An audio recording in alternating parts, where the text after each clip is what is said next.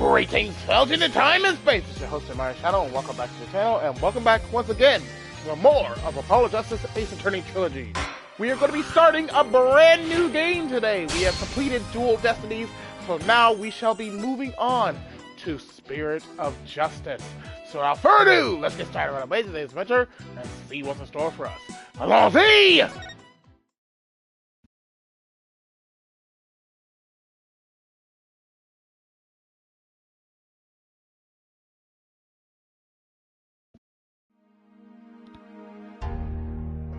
On the western edge of the Far East,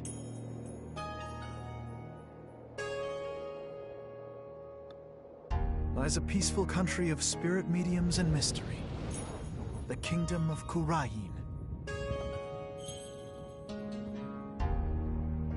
But now, the flames of revolution are threatening to consume it whole.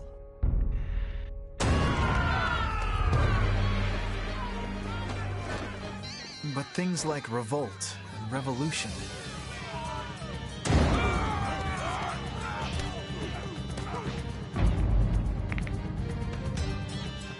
were the furthest things from my mind when I first arrived in this land.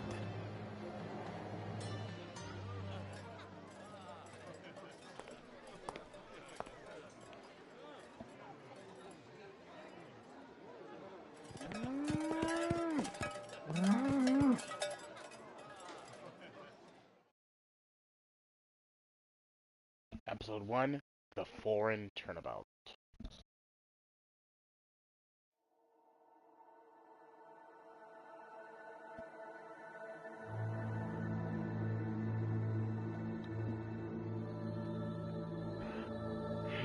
Right. Death is not the end. Even after death, the soul lives on in the Twilight Realm, and priestesses can commune with the spirits of the dead. Fear not death. In the name of the Holy Mother. Fear only the impurities of your soul.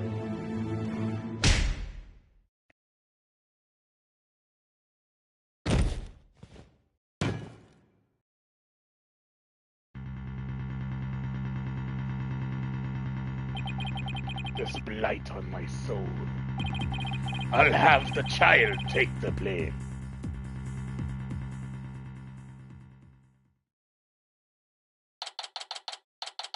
April 23rd, 4:26 p.m.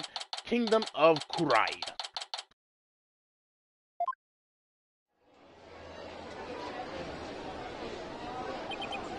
Whew! I'm finally here. So this is the Kingdom of Kurai, huh? What a long trip. I wonder how many hours I was in the air. Just look at this place.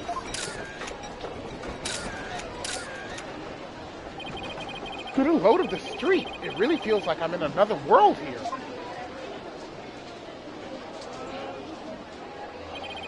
And that gorgeous temple.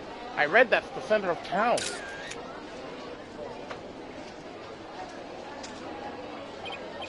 Wow, an ox right in the middle of the street. I have to get a picture of that. Excuse me, sir. I wonder what kind of bird that is. I've never seen anything like it. That's quite a crest it has on its head. Excuse me, sir. What? Oh! Yes? Pardon me, but are you Mr. Wright? Yes, that's right. Oops. Hope he hasn't been trying to get my attention all this time. Wait a minute. Are you? That's right. I'll be your guide. At your service. I'm a monk in training at Temple, and I'll be your guide around town. It's very nice to meet you. Hapirikai. Happy what now?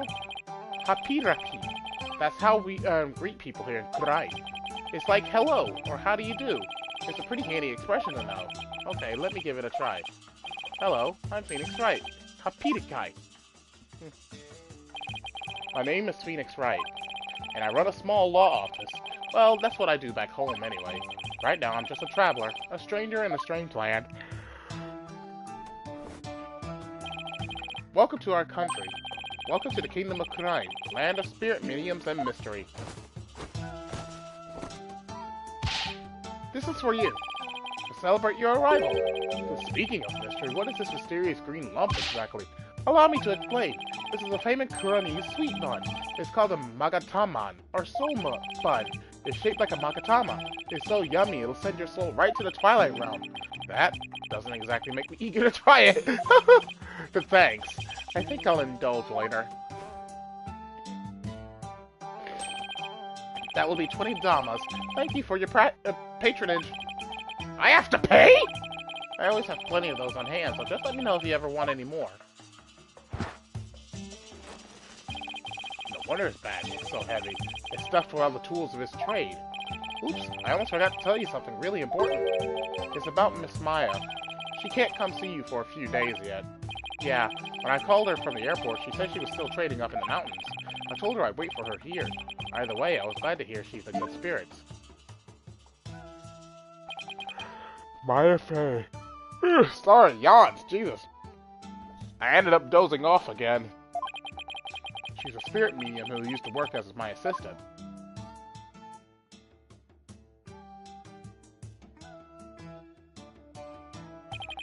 I came all the way out here to celebrate the end of our ascetic training with her. This is my first time in this country, so I'll be counting on you, okay? You got it, sir. Please don't hesitate if you need anything at all. Maya was right when she told me I could leave everything in your capable hands. Aw, shucks, she said that? That sure was nice of her. I had a chance to show Miss Maya around a little bit too. Because we both know trouble likes to follow you wherever you go, she said. That girl worries too much. No, she's usually right. But you sure came early to the party, Mr. Right, sir. I mean, Miss Maya won't be done with her training for another 2 weeks. Ugh, I hate to admit it, but I came early because I was worried about her, too. Oh, well, you know. I thought I'd get in a little sightseeing first. Ooh, sightseeing? Well, I'm your man for that. I'll show you all the best sights this country has to offer. But thanks. That would be great. I guess Albie takes this job very seriously. Well, what are we waiting for? Those sights aren't going to see themselves. Yikes! You don't have to shove! First stop, Temple, right there in the center of town. There's something there I really...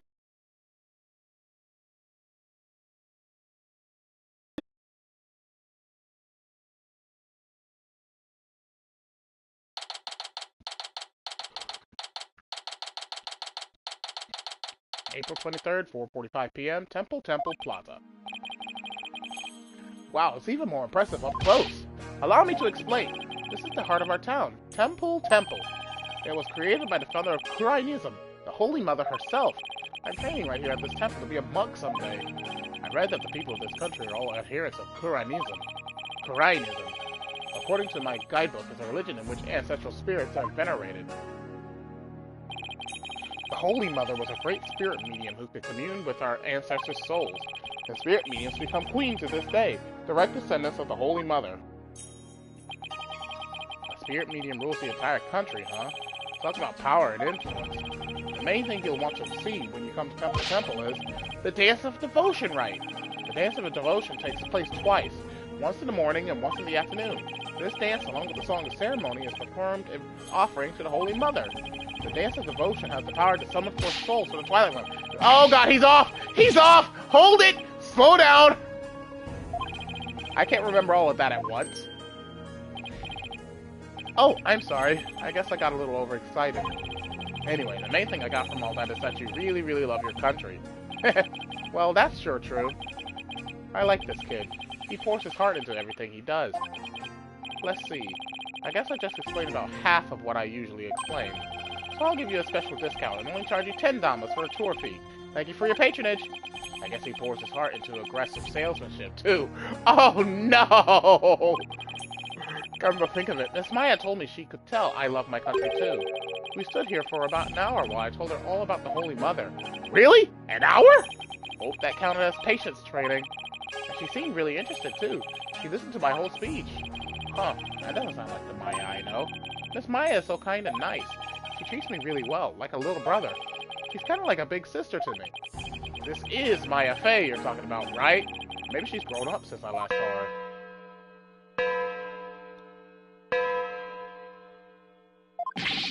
Oh no! What's the matter? Is it that time already? We have to hurry into the temple right away. But first, let me give you this lyrics card for the song ceremony I told you about. There's an English translation of the lyrics too, so give it a read, okay? Let's go. But why the big rush? If we don't hurry, we'll miss the beginning of her benevolence's dance of devotion. Her benevolence.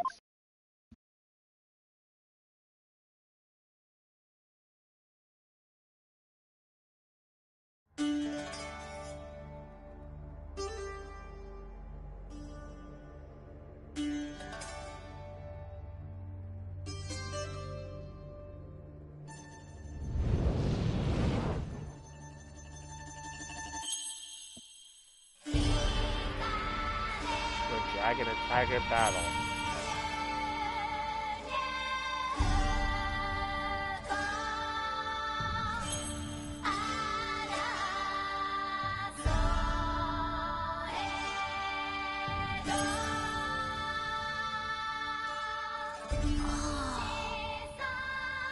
The founder offers divine protection.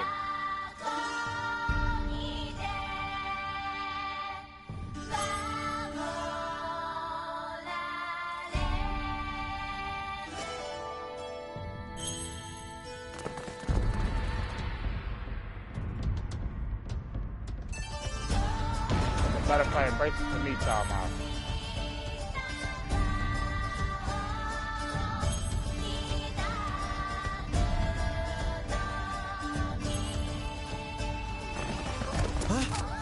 The favor of the orb is bestowed. I'll be your guy. You're under arrest for treason. The favor of the orb is bestowed.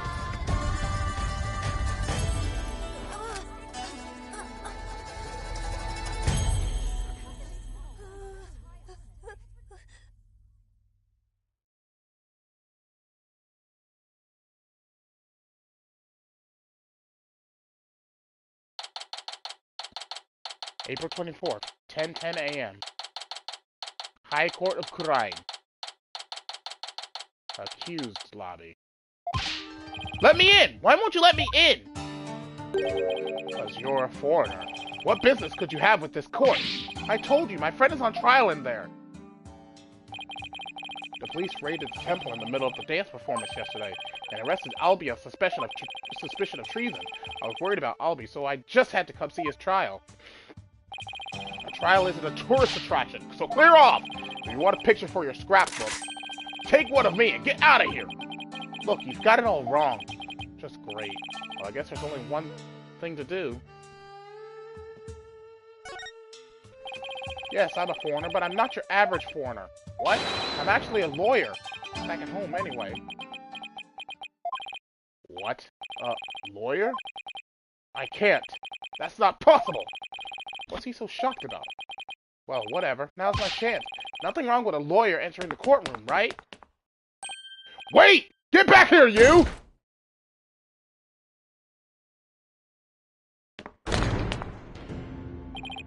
So this is a Kurani's courtroom.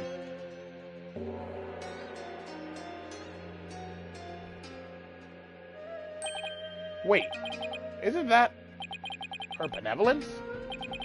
What's she doing here in court? The divination seance has been performed.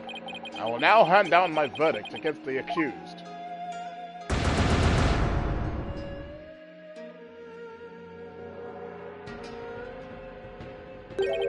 What? A verdict already? But the trial only just started. Guilty? There's gotta be some kind of mistake. Please take another look. Seances performed by Princess Rafa are infallible. They show only the truth. What right do you have to question her abilities? But I didn't. Oh god, this creep. Isn't it ironic that you, a devout adherent of Kuranism, would dare doubt her insight? Non-believers will only be met with suffering in the Twilight Realm, you know. But I didn't do it. Your benevolence, allow me to explain, I beg of you. Be silent, impudent whelp. There is no merit to be had in indulging the ramblings born of a criminal's unclean soul. But what in the world is going on here? The judge made his ruling based on something called a divination seance? What is Albie's attorney doing? Wait a minute. Where is Albi's attorney? Why is this happening? I didn't do anything wrong! Foolish child. Doubting the divination seance is tantamount to doubting the Holy Mother herself. Your Majesty, as royal priestess and in the name of the Holy Mother, I command you. Impose the highest penalty against this unclean soul. As you command, so shall it be done, your benevolence. May your holiness grant us her divine favor. Udirahi and Diraha Kurai!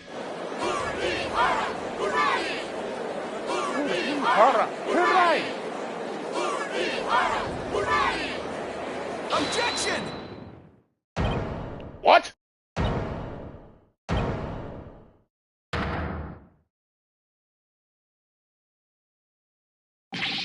Wait just one moment! You're... me and my big mouth. Now what? Mr. Wright? What are you doing here, sir? Well, I'm in it now, so I have to do this right. Your Honor, it's too soon to give your verdict. This trial has only been underway for a few minutes. Excuse me? Who on earth are you? I'm, well, an ordinary tourist, Your Honor. Just passing through. Ah, a tourist, are you? Hapirakai. But more importantly, where's this boy's defense attorney? Defense attorney? Whatever are you talking about? He doesn't need a defense attorney. Wait, what? Of course you wouldn't be aware, being a foreigner and all, but we have no need for defense attorneys here in the Kingdom of Kurai. We leave it all up to her benevolence's sacred power of spirit communion. Her divination seances determine all. What? But surely you see how unfair that is? What kind of insane court system are they running here? You would dare mock me, you barb-headed buffoon? If you value your life, you will leave post-haste, or shall I summon the bailiff? The bailiff is that big scary dude with the big scary gun, isn't he? I'm sure he would be happy to oblige you with a bullet or two as a souvenir of your travels. At the cost of an arm and a leg? No doubt. And now hold on, Mr. Wright has nothing to do with any of this. I'll be. I appreciate what you're trying to do, Mr. Wright, but never mind about me. You just go ahead and go see Miss Maya. But...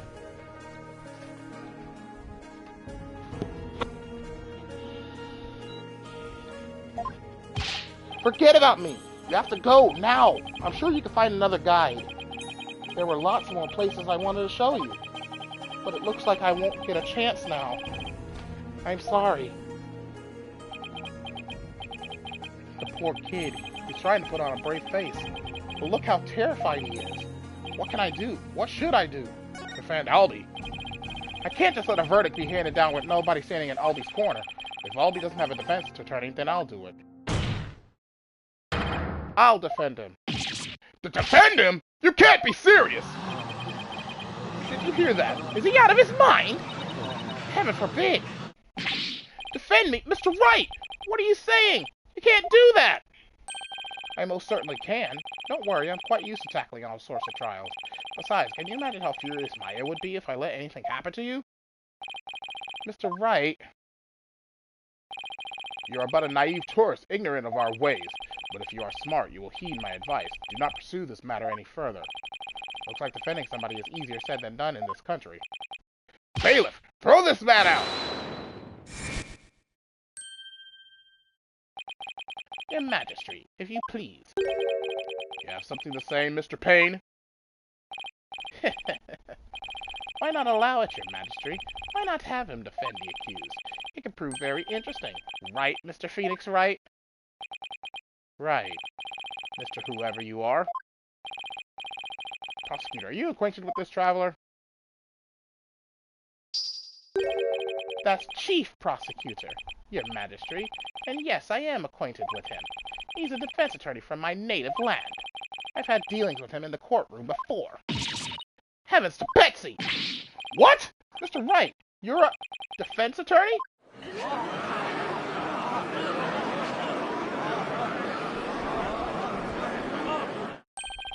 A defense attorney? Well, this is a shock. You may be surprised to hear that I have more than 10 years of experience. I guess there aren't all that many lawyers around here.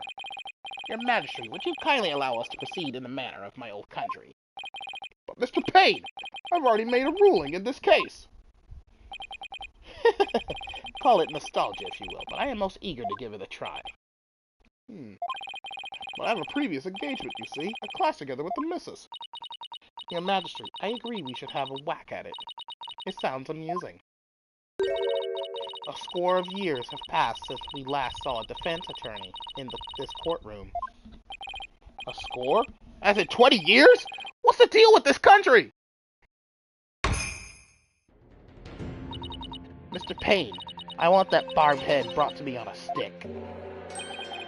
As you wish, Your Benevolence. I, Chief Prosecutor Payne, will see to it myself. Very well, Mr. Payne. If that is what you and Her Benevolence want, I will acquiesce. As for the defense, I hope you are prepared for every eventuality. Every eventuality? What is he talking about? There. Are you satisfied now, Mr. Wright? Yes. Thank you, Mr. Payne. I'm sorry for not remembering you earlier. That's Chief Prosecutor, or the Incredible Payne, as I'm also known in this country. And you'll see soon enough just why that is, when you're forced to capitulate to me before this very court of law. Why is he so strangely confident? And not only that, but what's with the gallery? Just you watch, that defense attorney will try and twist the truth. You can bet on it. Get him, Chief Prosecutor! Crush that defense devil! This is way more lawyer proof than even back home. Now, if you would please give your opening argument once again, Mr. Payne. Certainly, Your Majesty. The accused is charged with 2 crimes, larceny and murder. Yesterday, the Founder's Orb was stolen from the treasure room of Temple. In addition to the theft, 2 other things were discovered in the treasure room. The dead body of Mr. Pat Roll, Temple's security guard, and the empty treasure box that housed the orb, which Mr. Roll was in charge of guarding. We believe that Mr. Roll was murdered by the thief who stole the treasure. To kill a god armed with a gun. What a terrifyingly bold act. I couldn't agree more, Your Majesty. Please allow me to submit as evidence the victim's autopsy report and crime photo. Sure. It's been a long time since we had evidence presented in court as well. It's kind of refreshing, actually. We may rely on the power of the seances, but our police still carry out investigations. Thus, any proof I provide is indisputable. Oh, really? Well, forgive me if I don't just take your word for it. I could check the evidence out myself by looking at the court record. We'll see just how thorough you and your police were, Mr. Payne.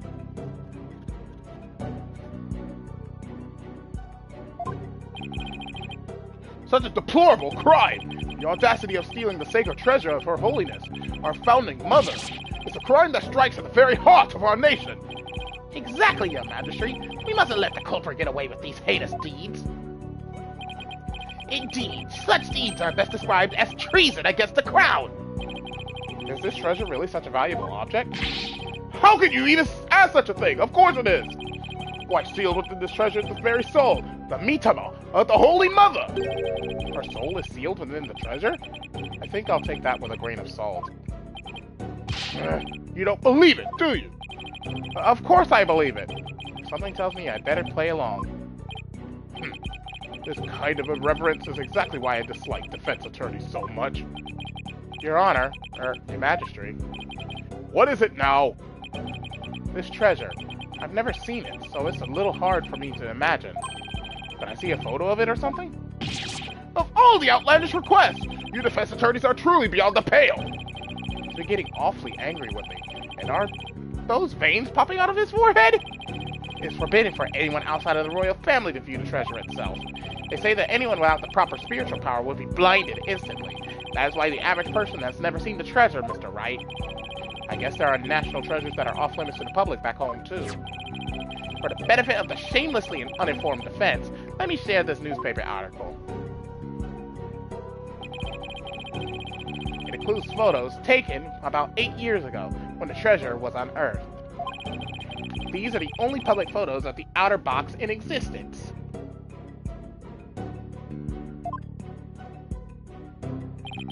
What's more, the treasure box only leaves the temple's treasure room but once a year for a special New Year's rite that takes place at the palace. Therefore, this treasure box has only ever been seen by a handful of people. I hear there's been a string of thefts lately of historic artifacts from the temple. Right, Your Majesty. Inexcusable thievery of precious national treasures for personal gain. And the culprit is the accused. So he used his position as monk in training to get his hands on the treasure. Is that it? The accused's family is by no means wealthy. To help with his family finances, he works as a tour guide in addition to his ascetic training. Thank you for giving an excellent outline of the case, Mr. Payne. Now, no more questions from the defense, I presume? What? No, I do have questions! Even more? But you just asked a bunch. Well, make it snappy. My class starts in just a few short minutes. What? You still planning on going to that thing? There's still a lot I don't know about the case. I should ask now while I have the chance. Let's see here. What else do I need to know more about?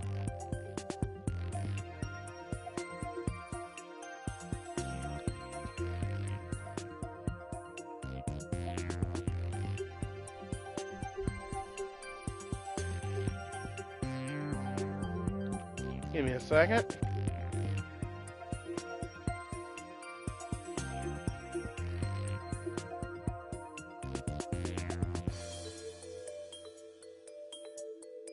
I believe I need to know the motive. The crime scene, we already know. The weapon.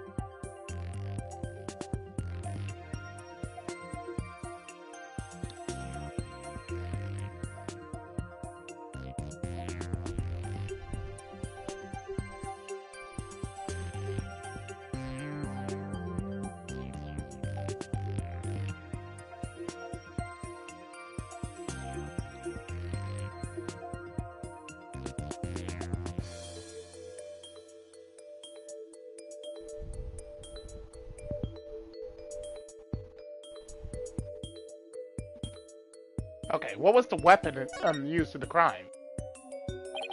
Mr. Payne, what was the murder weapon? The murder weapon was the treasure box itself. The empty treasure box left at the scene had a large blood stain on it. How utterly reprehensible use of the SEGA treasure box for murder!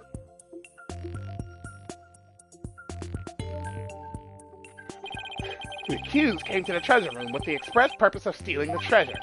He climbed the altar stairs and snatched the box, ready to abscond with it. But he was discovered by Mr. Roll, who had come to the room in the course of his rounds. After walloping Mr. Roll on the head with the treasure box, the accused forced the bloodied housing open and made off with the treasure inside. But the defendant is just a little boy. I hardly think he would be able to hit the victim, a grown man, on the head. Ah, very good point, Mr. Wright. But I'm afraid that won't help you. At the time of the crime, the accused was on the stairs leading up to the altar. The accused's elevated position would more than make up for their difference in stature. Yeah, I guess that makes sense. Mr. Payne, your reasoning is flawless. What an elegant argument. Hats off to you, Chief Prosecutor. Your title is obviously well earned. Well, the accused's guilt is certainly conclusive. Unless there is anything else, I am ready to announce my verdict. Very well, in that case, I find the accused... Just one moment, Your Majesty. Don't you think you're rushing the verdict just a little bit? I told you, I have plans to attend to, and... Ah! I'm late! It's already started! How did the time fly by so fast? He's still stuck on that?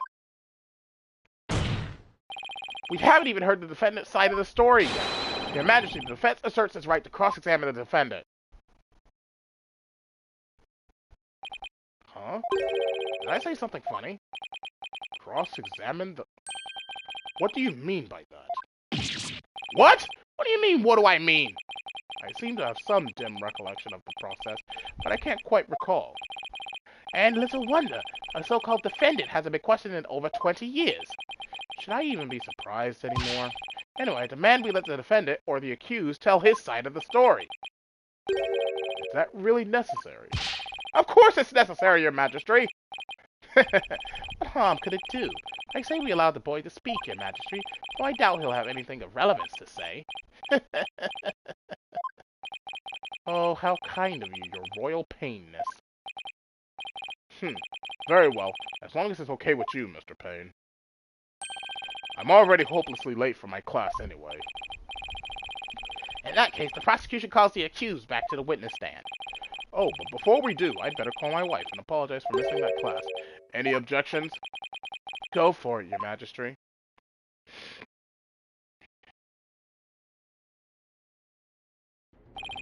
Accused, state your name and occupation again if you would.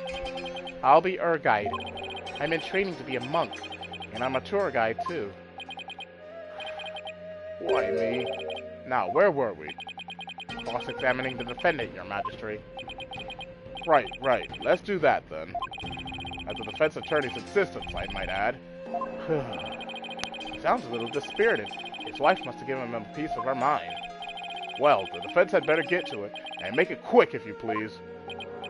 The defense? Mr. Wright, I didn't know you were a lawyer. Well, I am, and I'm here to defend you, Albie. Don't worry. All you have to do is tell the truth, and you'll be all right. You tricked me. What? If I knew you were a lawyer, I wouldn't have given you that tour. Give back that Magatamon I gave you yesterday. Albie, what's gotten into you? Don't talk to me. You disgust me. Now even Albie's against me. But why? This must be a new experience for you, Mr. Wright, being loathed by a client. Now then, accused, please give the court your testimony. The incident occurred around noon, during the break between the morning and afternoon dances of devotion. I want you to tell the court what you were doing around that time. All right.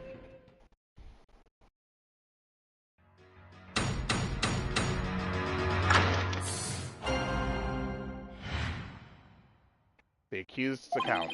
I didn't kill Mr. Roll, and I didn't steal the treasure. I'm not allowed to go anywhere near the treasure room. I've never even seen that treasure box with the green Kuranese butterfly on. How do you know it's green? A butterfly on it? When the incident happened, I was in the hallway planning out my tour route. How do you even know what the color is? Were you well acquainted with the victim? Yes, he used to chat with me whenever we ran into each other in the temple. Mr. Roll was a monk in training when he was a kid too, you know. I bet Albie looked up to him. But he had to give that up and go to work when his family needed money. That's why he became a guard, but at least that way he could still stay on at the temple. He was so proud when he was put in charge of guarding the treasure box. He even got to carry the box to the palace for the New Year's rite. The victim's parents apparently both died relatively young. Water!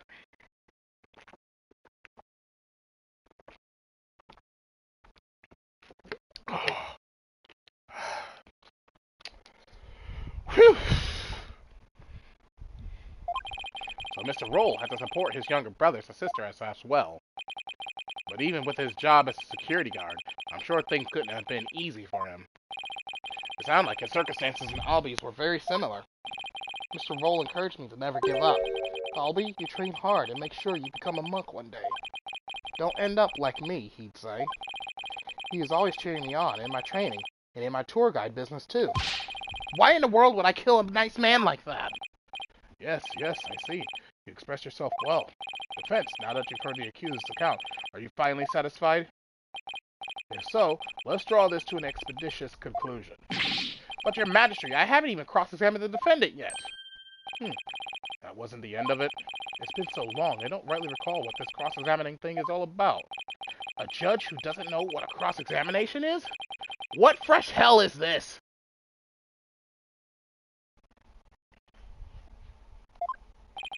I really do wish I could remember how it works.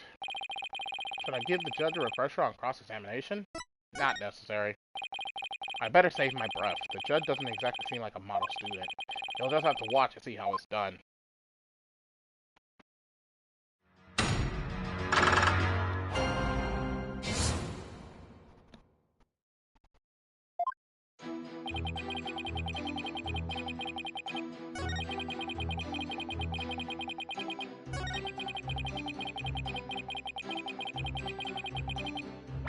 How do you know that it's green? Objection!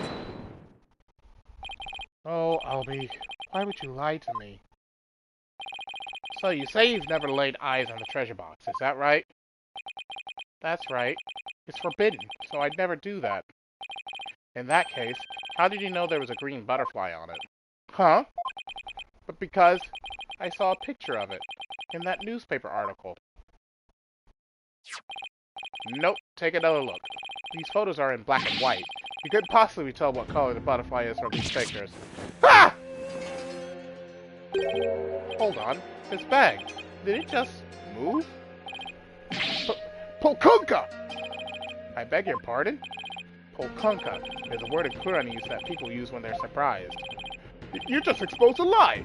So this is the power of cross-examination, is it? I should be the one shocked here by your shocking lack of understanding. But just a moment. If the accused was lying, then that just makes him even more suspicious than ever. Ugh. And this just makes things worse for me than ever. Albie, are you hiding something? Please give only true statements. I can't help you if you don't tell the truth. Darn, I just can't seem to get him to open up to me. So, accused, you have seen the treasure box with your own eyes after all, haven't you? Well, maybe I did take a peek one time a long time ago, when I was cleaning the treasure room. But you weren't in the treasure room at the time of the incident, right? Of course I was. Objection! That is a lie. You are most definitely inside the treasure room on the day of the incident. And I have proof. He does? This was found on the floor of the treasure room. It's a scroll entitled Notice and contains a list of temple monk duties. These instructions pertain to the day of the incident.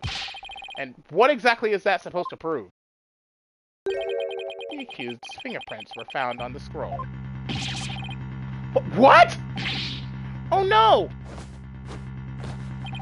Where is it? It's not here! I must have dropped it somewhere.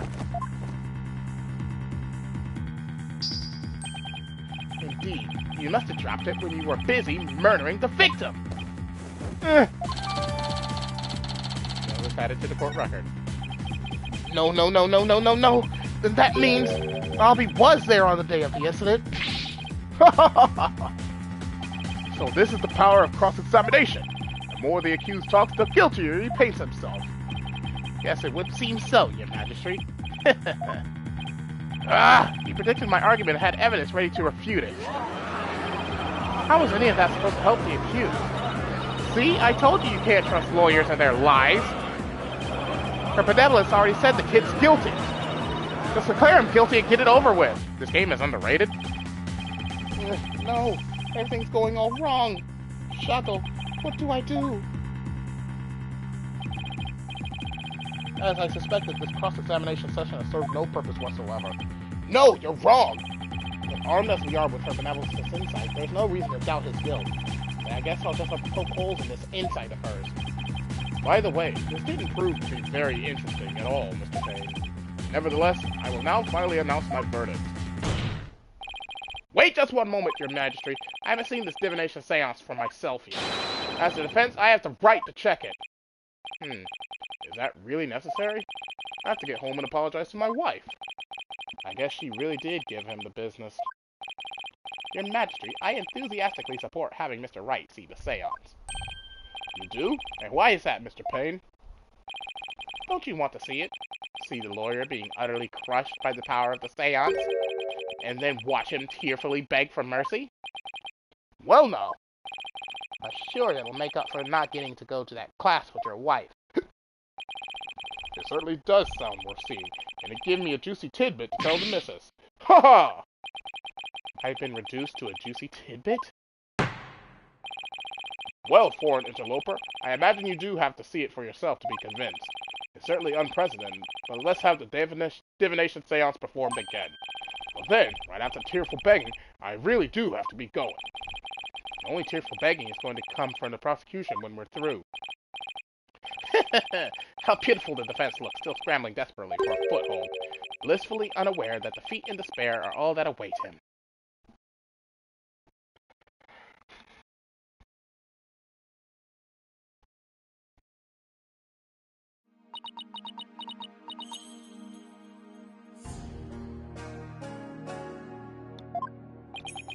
Here she is, her benevolence. Your benevolence, Refa Padma Kurai. Thank you for coming all this way once again. Your gratitude is unnecessary. This is simply my duty. Barb-headed attorney? Yes? I am told you question the veracity of the sacred divination seance. It would seem the depths of your irreverence and blasphemy are lost on you. I'm just a foreigner, ignorant in the ways and customs of this country. I apologize in advance for anything rude I might say or do, you fellow Atlas. All I want is a fair trial for Albi. You would imply that the trials of this country are unfair? Do explain, outsider. How verdicts founded on truths imparted by the very souls of the dead lack impartiality? What's fair about trials with no defense and no chance for the accused to tell their story? How dare you speak to the benevolence in that manner? Did you hear that? Did you hear how he talked to our benevolence? What does he know about anything? Ignorant outsider. We won't stand for it. He must be punished. Yikes, looks like I really stuck my foot this time. Punish him! Punish him! Punish him! Punish him! Hello, Don Quixote. Silence, one and all! Is she standing up for me? Be not disquieted, my people.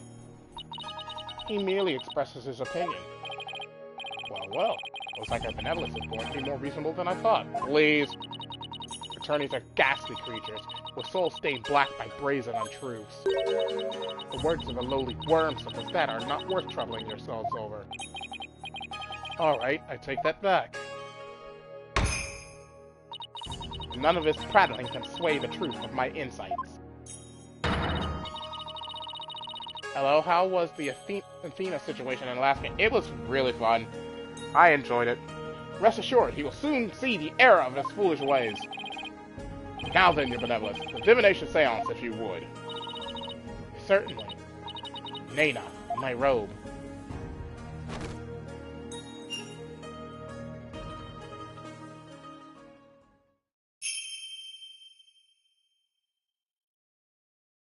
O Holy Mother, we hold this divination seance in your name. Let the eyes of everyone here be clear, and our ears be unstopped. O dance of devotion, guide the victim's soul to me, so that we may receive their final memories in the pool of souls.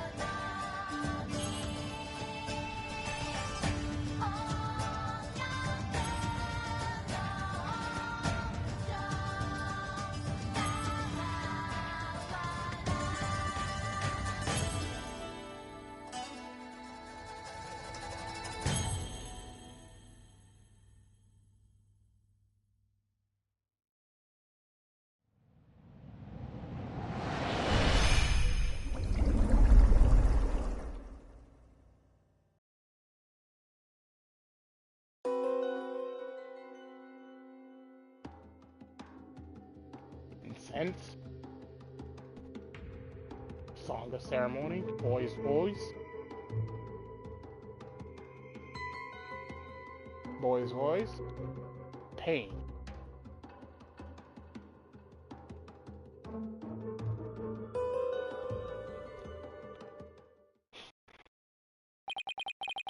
What just happened? An image appeared in the pool.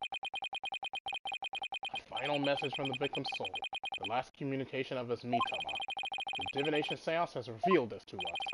Our benevolence can use our power as spirit community to project the victim's memories of the last few moments before their demise. So what we saw in the pool is what Mr. Roll actually experienced? In the victim's memories, we see the accused raising a weapon up over his head. This is consistent with the findings of the police investigation. There has to be some kind of mistake. I didn't do it. This looks bad for Aldi. Really, really bad.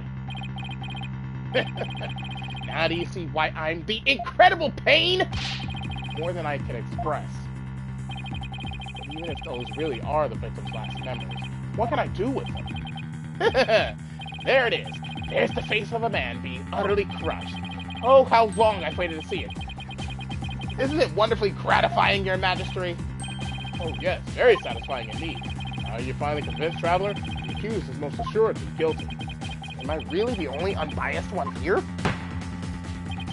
Now then, I think we've been amused enough. If you give up now, I won't even invoke the Defense Culpability Act against you.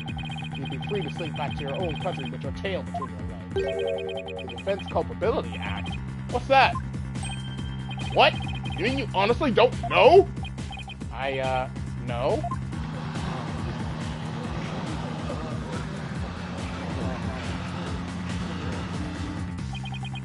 What's with all the hubbub?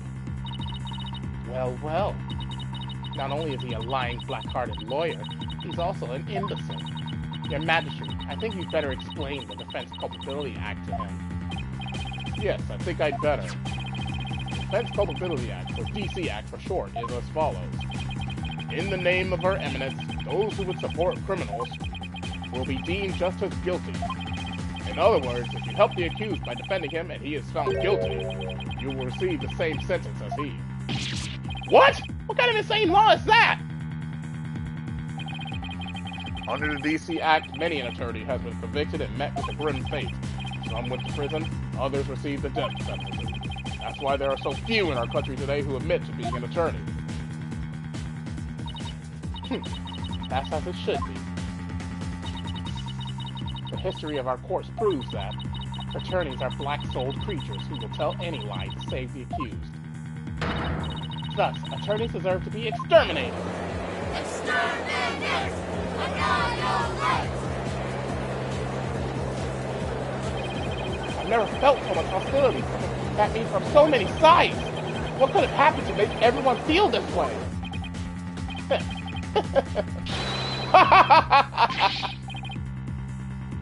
You fell right into my trap, Phoenix Wright.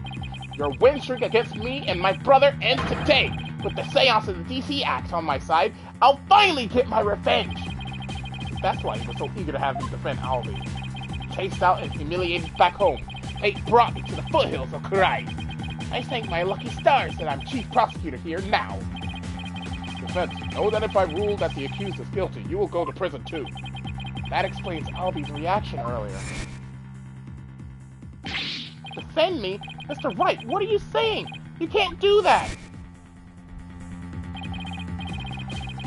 Your Majesty, isn't the prison sentence a bit lenient? After all, we're talking about treason. One should pay for such a crime with one's life.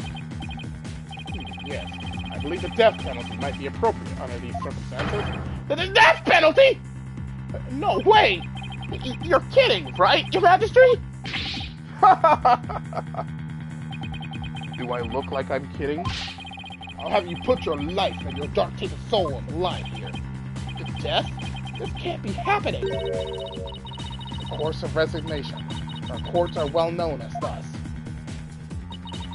In this land where my seances provide the truth and no attorneys can intervene, criminals know that all they can do is resign themselves to their fate. Oh, foreign lawyer, I ask you once more, are you sure you still want to defend the accused?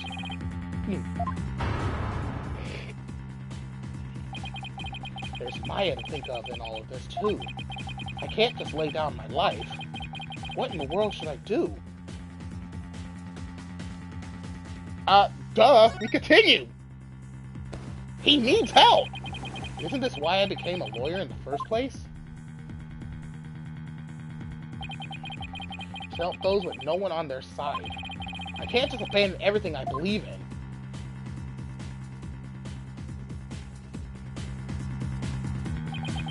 All I can do now is stand firm and fight!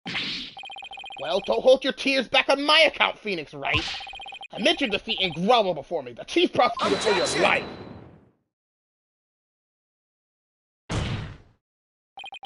Even if it means being subject to the defense culpability, I will defend Albie! But what?! But Mr. Wright! The defendant insists he's innocent, and not even a divination seance should be accepted without examination.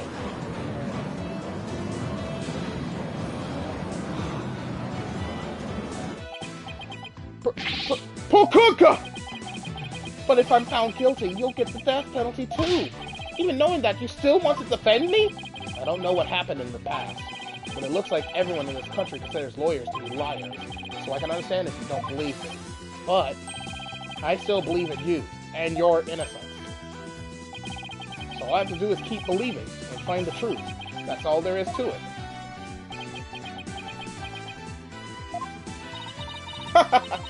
Barb-headed attorney, you continue to amuse me.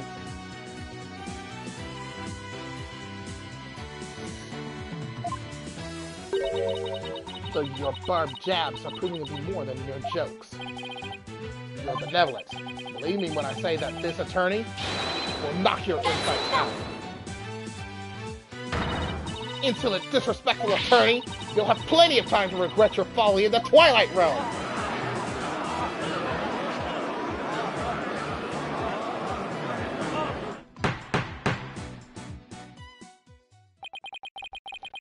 Not a wise move, traveler. Not wise at all. You should have taken the chance I offered to save your life. But you have made your choice. The Defense Culpability Act will be applied in this case. And with this verdict, you'll both soon be parting with your...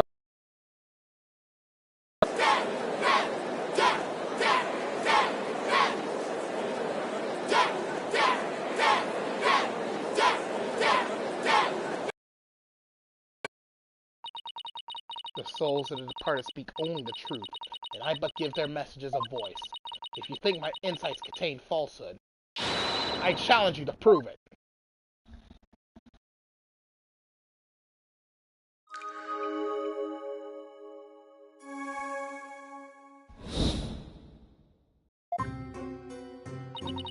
The accused swung whatever he was holding down on the victim's head. With the pain, the victim's vision went dark. This is when he lost his life. Still, I can't believe it. A murder after the morning dance of devotion? These are the victim's experiences just before his death. As the victim's final memories, we can assume they aren't lies. How do I break this down? Allow me to relieve you of your ignorance, defense. Did you notice the words that appeared in the seance vision? Come to think of it, I did see words, like Song of Ceremony and Incense. The victim's final memories are not limited to sight alone. Sight, smell, taste, sound, touch, all is laid bare in the pool of souls. So what Mr. Roll experienced with his five senses appears in the vision as words, right? Precisely, and by examining these sensations, we can perceive the victim's final moments with unparalleled clarity. Works for me. I can use all the extra information I can get. Now, to find a contradiction between our insights and the seance vision. Your benevolence, I ask that you please show me the seance vision again. Very well.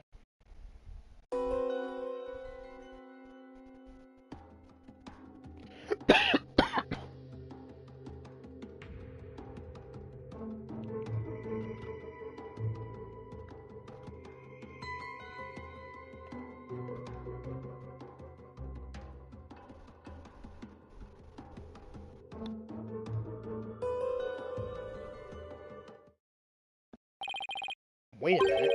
Her benevolence said after the morning dance of devotion earlier, didn't she? Isn't there something off about that?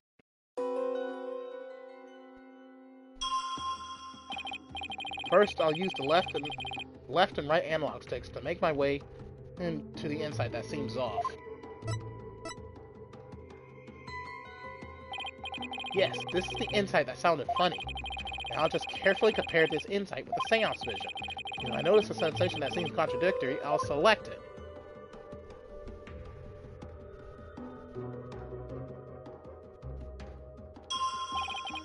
This is it. This is the part of the vision that contradicts the insight. Now I just select the sensation I think is inconsistent and then present it. Objection!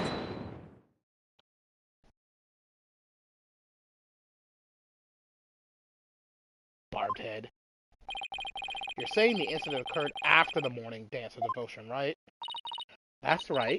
What of it? Then isn't it strange that Mr. Roll could still hear the song of ceremony? Oh my, you're absolutely right!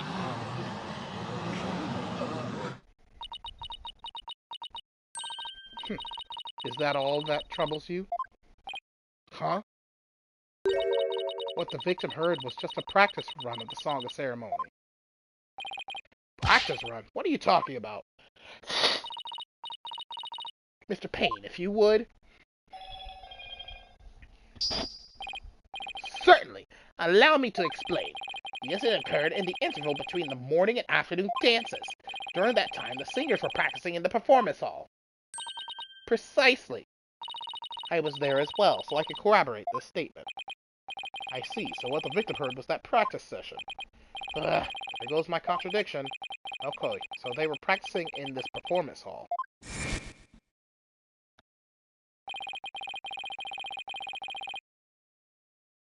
That must be the room where Albie and I saw her benevolence dancing.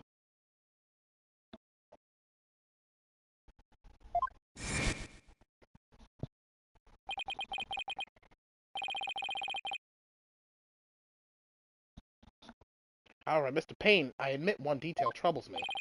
Ask away, your majesty. It's a big temple. The performance hall and treasure room are quite far from each other.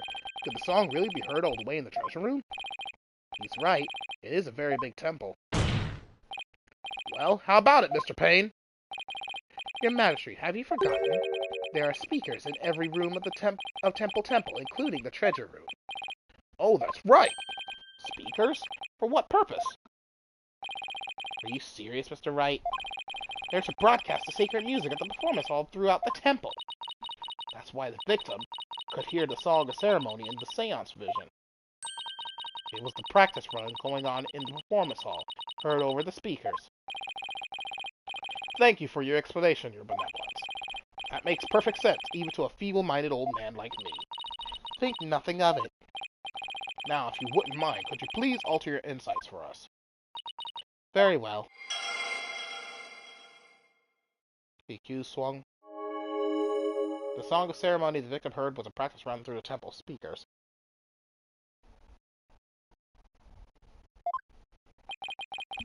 I think I'm getting the hang of this. If I point out an inconsistency, she'll update her insights accordingly. So if I keep pointing things out, maybe I can knock all of her insights out after all. I better find another inconsistency, no matter how small. It's a bit hard to focus on the insights with the seance vision going. I'll try using pause to temporarily stop the vision. There, I paused the vision. I think I can use circle and square to jump to different parts of the vision.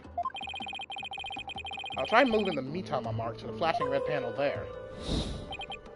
Okay, now that I know how to get around the seance vision, it's time to find inconsistencies between the insights and the vision.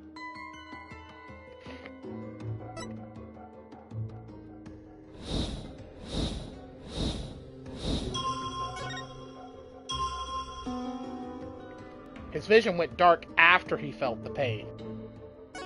And before... Yeah, his vision went dark before he felt the pain. Objection! That's wrong.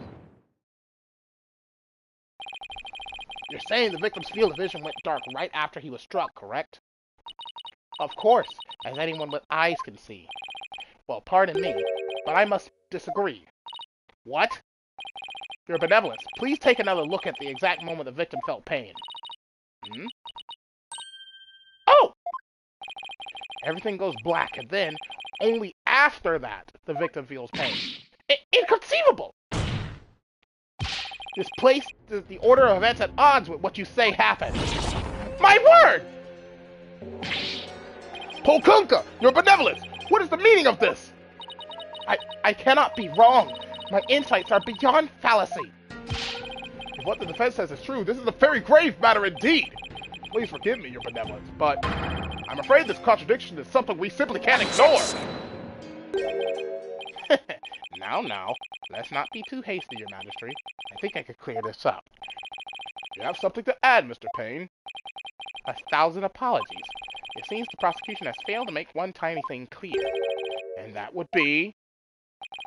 On the day of the incident, there was a power outage, a blackout in one part of the temple. And as I recall, the crime scene was in that sector. The power outage must be why the victim's field of vision went dark. I apologize for neglecting to tell the court this detail. I'm afraid it slipped my mind. Or rather, you knew all along and are only letting it slip now that it's convenient, Payne! The power outage knocked out both the lights and the speakers. If that was the case, then how was he still hearing the Song of Ceremony when everything went dark? That's, dark. Oh, there was a blackout there, was there? Well now, that explains everything, does it not? No. What do you mean, Your Benevolence? Please share your thoughts with us, if you would.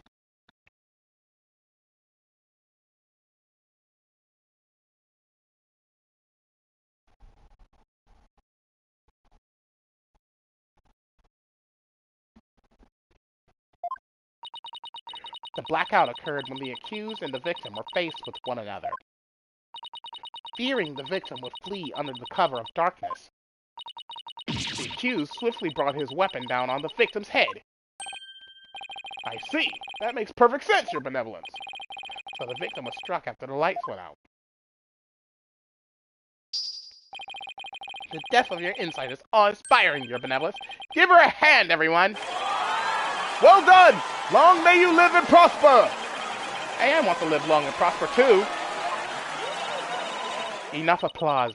You flatter me. Now, Your Benevolence, in light of this new information? Yes, of course. I will alter my insight.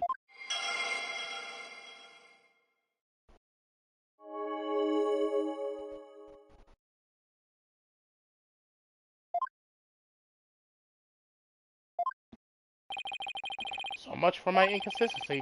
At least I was able to draw out some new info. And with new info comes a chance to find new inconsistency.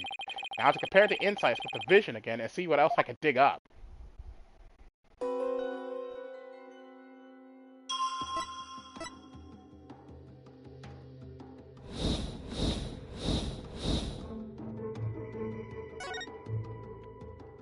Objection! That one's easy. How could you hear the Song of Ceremony if there was a blackout? Yes, I finally found it! This is the gaping hole I've been looking for! Your Benevolence, as impressive as your spirit communion power is, it's not infallible. You never know when to stop talking, do you? I hope you realize your words are an insult to all adherents of Koreanism. Defense, watch what you say! If you don't mind that tongue of yours, you won't have one left to mind. It's certainly not my intention to insult spirit mediums, but maybe I'm not the one who needs to learn when to stop talking. What malarkey! I believe you said a few moments ago that the victim could hear the Song of Ceremony thanks to the temple speakers. But then, how do you explain how the victim could still hear the Song of Ceremony even after the power went out? Oh! This contradiction of facts can only mean the Song of Ceremony Mr. Roll heard was not coming from the speakers. What? Impossible! What are you saying? That the song he heard was coming directly from the performance hall? That's exactly what I'm saying. It's the only possible explanation. The scene of the crime was nowhere near the performance hall. Right. The song couldn't make it all the way to the treasure room. Not unless... You mean to say... Yes, the treasure room was not the actual scene of the crime. It must have been somewhere else, somewhere closer to the performance hall. What? You can't be serious! There is a glaring contradiction in the claims of her benevolence in the prosecution. Therefore, the defense insists that this case be thoroughly re-examined. What? No! This is completely unprecedented! An inconsistency in her benevolence insights? Unbelievable! Had he not his forked tongue, your majesty? These are but the claims of a corrupt lawyer, a feeble ruse from a feeble mind. But the contradiction revealed by the defense is undeniable. We can't just turn a blind eye to it. But the defense's assertion is, in the end, meaningless. Even if the location of the murder turned out to be different, it doesn't change what we've seen of the moment of the murder. Indeed, the accused is standing right there in front of the victim. Furthermore, the murder weapon remains raised above his head. My insights still stand. I hate to admit it, but she's right. The seance vision still makes the situation look really grim for Albie. I doubt even the defense could dream up an explanation as to why. The accused had his hands up over his head. Well, this defense dares to dream of making out of this nightmare alive. You what? You still insist on trying to tear down my insights, do you? You better be prepared to back up your claim. Remember what will happen to that tongue of yours if he finds you are just wagging it. Of course I can back up my claim, because as soon as I think of something... You appear to be fully prepared, defense. As the embodiment of this court, I give you permission to try and prove your claim, as long as you're willing to stake your life on it. I concur, your majesty. Prepare the tongue shears. Chop chop! Chop chop? Yes, let's have the bailiff fetch them. I think I saw a suitable pair in the basement. Chop chop. Stop! I hear that lying lawyers have several tongues to spare. I'm sure you won't miss one. Yikes! These people are actually serious! I'm rather attached to my tongue. Thanks, Phoenix. Thanks. Other than to raise a weapon, why would Albie have held his hands up like that?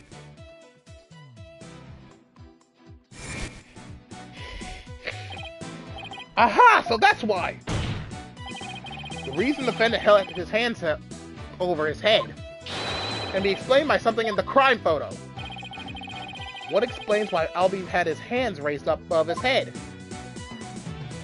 The gun! As in the seance vision, I witnessed the defendant raise both of his hands over his head yesterday. You did? Where did you see such a thing? When the police had their guns trained on him as they made their arrest. Oh, are you saying? The victim was a security guard, and an armed one at that. The defense proposes that the victim had pointed his firearm at Albie. That's why the defendant's hands were raised in the air. Bukonka!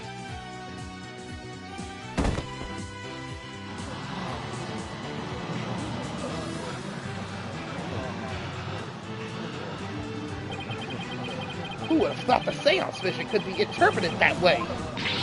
This is not possible! It can't be! Not bad for a total knockout. How dare that lawyer devil go against her benevolence? He's no better than that traitorous snake, Dirk. Traitorous snake? Dirk? Who's that? No, I can't believe it. A contradiction in one of my insights? There has to be some kind of mistake. I won't accept it! That's right, your benevolence, and I won't accept it either. It goes against all we hold sacred. Throw him in jail immediately for less majesty. What? Yeah, you said it. Throw him in jail. Yes, make him pay for the way he disrespected his benevolence. These people are definitely not my fans right now. That's right, exterminate him!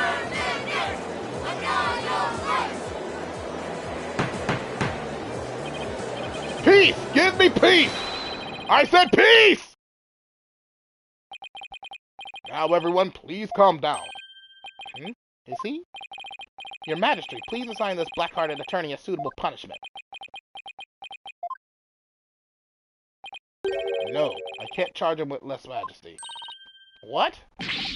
What? But why not, your Majesty? He was simply following the proper procedure for defending the accused.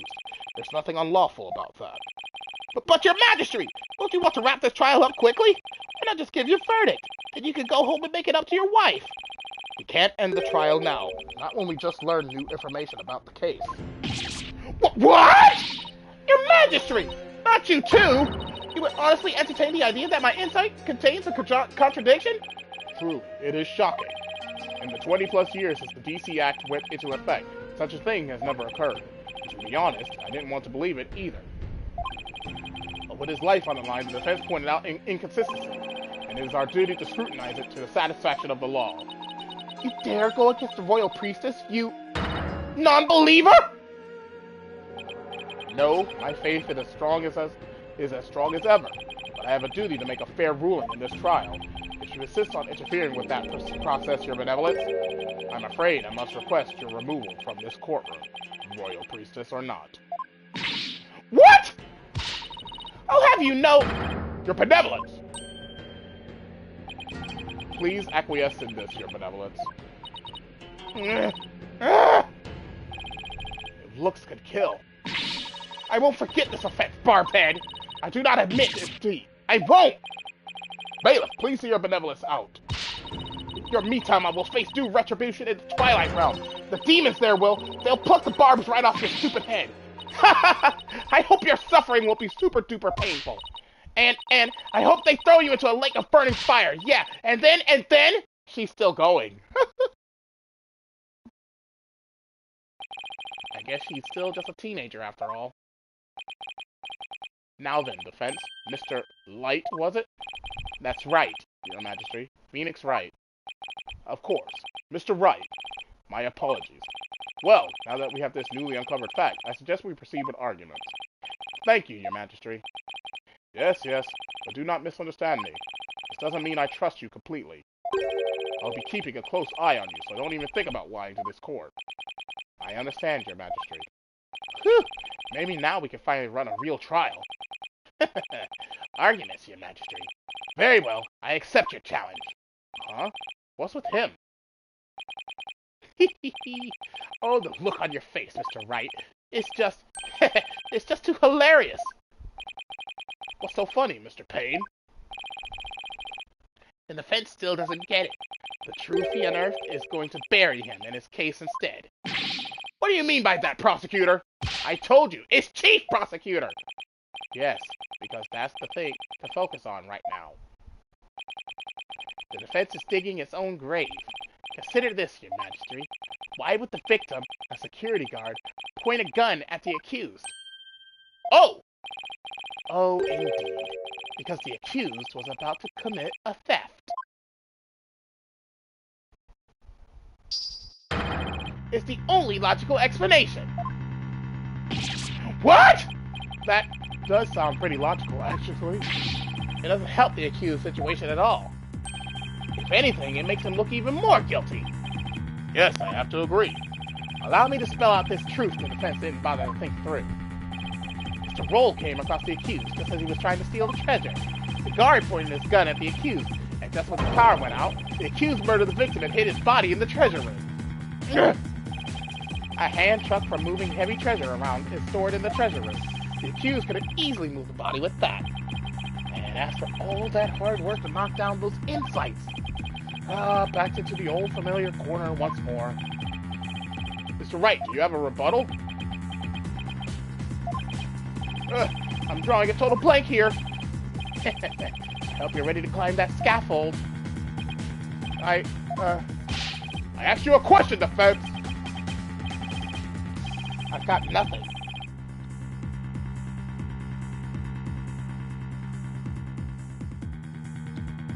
I can't think of any grounds for an objection.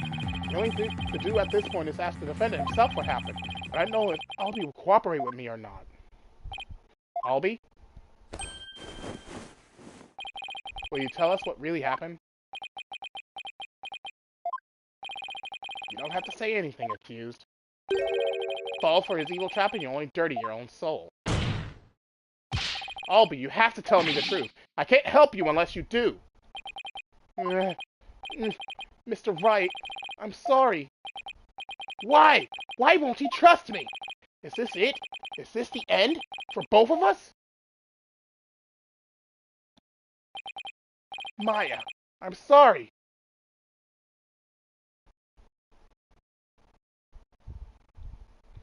I never met a real lawyer before. Everybody always told me they're bad people who help dirty criminals go free. I never thought a lawyer would actually try to help me, would actually believe in me, would risk his own life for me. I never would have even imagined it. Albie! So, that's why I lied, to try to save myself. But I'm not going to lie anymore. If you believe in me enough... What?! Allow me to explain.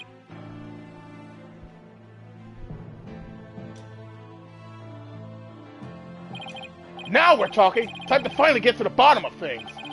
To be honest, I went into the treasure room lots of times to look at the treasure box.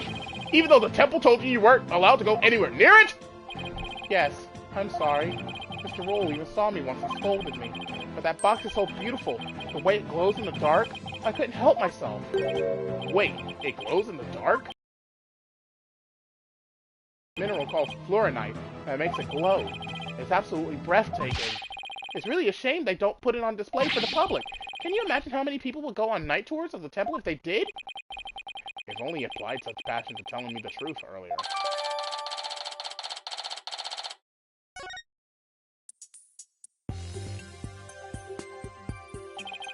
On the day of the incident, I was on my way to the treasure room again, when I ran into Mr. Roll on the Great Stairs. So those were not the treasure room stairs in the seance vision. No, they were the Great Stairs that connect to the hallway. Makes sense. The vision wasn't clear enough to show us what was at the top of the stairs.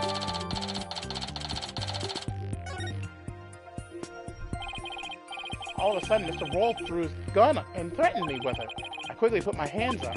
Mr. Roll, he acted so scary. For some reason, he had his scarf over his mouth. I couldn't read his expression at all. Just then, the power went out, so I took that chance to hightail it out of there. I ran for my life. Even now, when I try to think back on it, all I can remember are the gun and the piercing look in Mr. Roll's eyes. That must have been when I dropped the notice scroll. Which means someone else brought it to the treasure room, along with Mr. Roll's body. Did Mr. Roll say anything to you when you ran into him on the stairs? What is it, Albie? I have no idea why, but he asked me a strange question. Did you steal it? He said. What? I'm sorry. I'm sorry I didn't say all this before. I didn't think anybody would believe me. A grand speech. One that confirmed my suspicions that you were the thief! Objection! It's possible the victim simply read the situation. Where there's smoke, there's fire, as they say. The victim must have had good reason to be suspicious of the accused. Why does every new piece of information have to seem so incriminating? Shadow, what do I do, Shadow? And what better reason to suspect the boy than seeing the treasure box in his hands? In the course of his rounds, the victim must have noticed that the treasure had been stolen. And then, just after that, he ran into the accused, Albie Ergai. No, that's not what happened. Therefore, the one who stole the treasure and killed the victim can be none other than the accused. Ah! It's a doggo!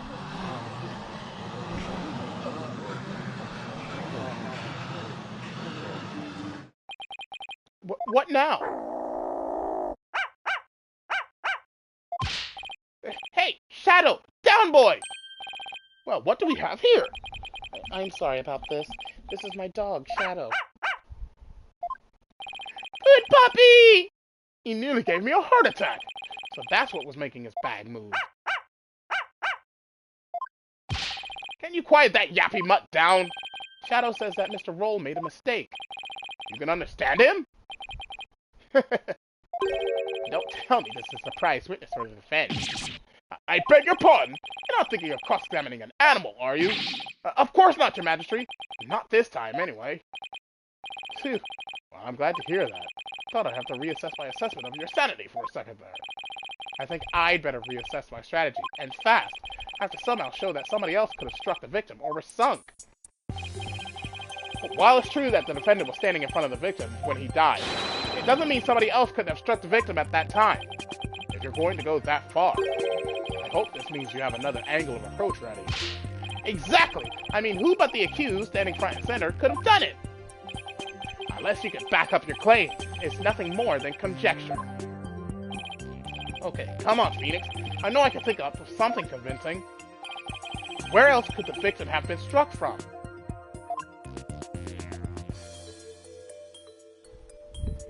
Well, obviously from behind him. Take that! With the defendant standing in front of the victim, isn't it possible that the victim could have been struck from behind? From behind, you say? I see. Yes, I suppose it's not outside the realm of possibility. Good, now at least I have some breathing room. But who do you suppose it could have been? Oh, the true culprit, naturally. The one who actually committed the theft and murder. The true culprit? I suppose you have a true timeline of events to go along with that? I should have known I'd have to explain everything. Alright, if we assume the true culprit struck the victim from behind, then that means... After going to the treasure room and stealing the treasure, the true culprit tried to escape. But then Mr. Roll appeared, making his rounds. I imagine the culprit then quickly hid in the storeroom at the other end of the hallway. You're grasping at straws, Mr. Wright. Admit it, you have nothing but baseless conjecture. Now, I'm going to look for something to base it on right now. Albie, when you ran into Mr. Roll in the hallway, was there anyone around the storeroom area? I don't know. There might have been somebody there, but I couldn't see. I was only halfway down the stairs, so I couldn't see the ends of that hallway. I see. Swing and a miss. Oh, Shadow says that someone was there. I see. Thank you for that. Too bad his testimony is inadmissible. You think this is a joke? Maybe the defendant didn't happen to see this other person. But that doesn't mean the true culprit couldn't have been there in the hallway. Your desperate floundering is getting hard to watch. But I will enjoy watching you sink. What are you talking about? Unfortunately for you, only the accused and the victim were there in that hallway at the time of the incident. How can you continue to make that assertion? Because there was a witness. A very reliable eyewitness. What? Your Majesty, the prosecution would like to call its witness to the stand. Calling an eyewitness to the stand, It's been decades since that's happened. And unlike the defense's witness, you can rest assured that there are no pets involved. That was a low blow.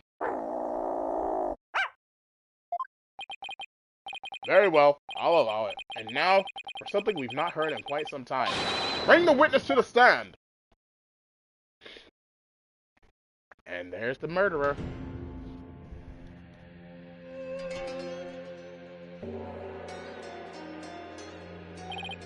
Witness, please state your name and occupation. Pis Leben understanden. The name. I'm like Temple's head monk. Can you dig? Oh, if it isn't instructor, understanding. You're the eyewitness? Instructor? Not only is Mr. Understanding Temple's head monk, but he's also a renowned Damalan expert. Sorry to have to ask, but what's a Damalan?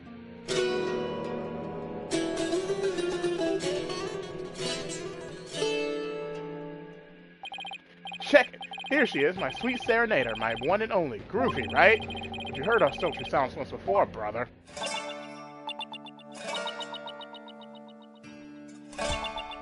When dragon and tiger.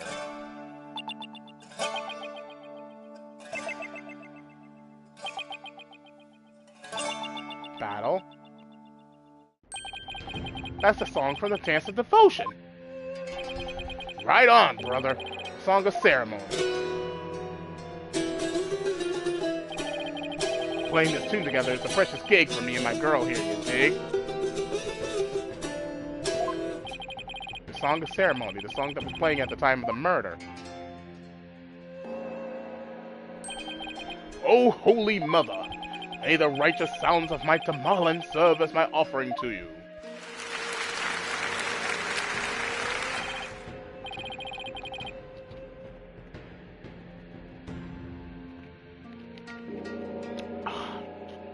Wonderful! A great performance as always. This is my thing, you know? My bag. I make instruments speak, baby. My goodbye, Magistrate Pops. No Tamal in class today? No, I'm afraid this trial has gone into overtime. Thanks to the lawyer over there. The class the judge wanted to attend was a Tamalin lesson? Well, you know what they say, baby. Never trust the lawyer, man. But transgressions against the Holy Mother have to be brought to justice. Thank you for your cooperation, Mr. Understanding. As the treasure's keeper, you must have been shocked to learn it had been stolen. Yeah, man. That was not cool. Keeping the treasure safe is one of your duties, Mr. Understanding? That's right, brother. Here's the one and only treasure box key. And I keep it on me at all times. Can you dig? But the sneaky thief went and cracked open that sucker anyway. Total bummer, man.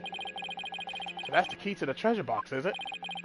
You know it, baby! It's called the Magatama key, and is a historical artifact to boot. It's been passed down from head monk to head monk at Temple. The Magatama key, huh?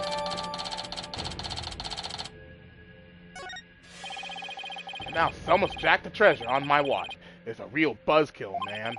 How am I ever going to face Her Holiness again?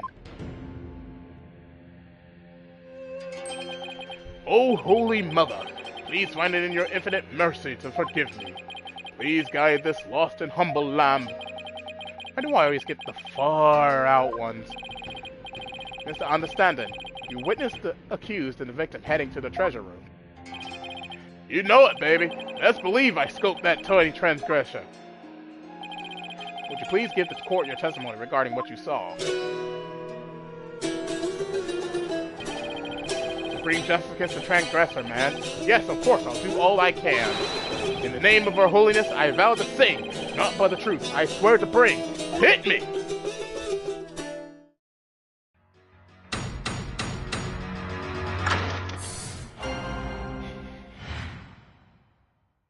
What I saw, baby.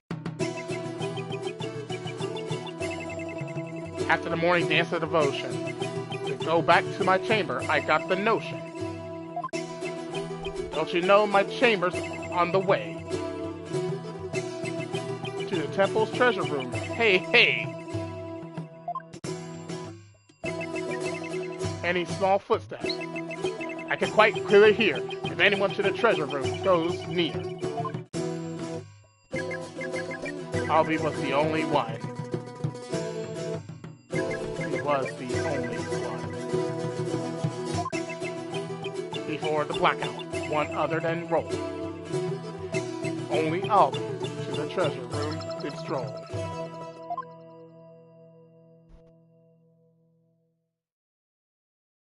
He literally did sing it. Tell me I was hallucinating just now.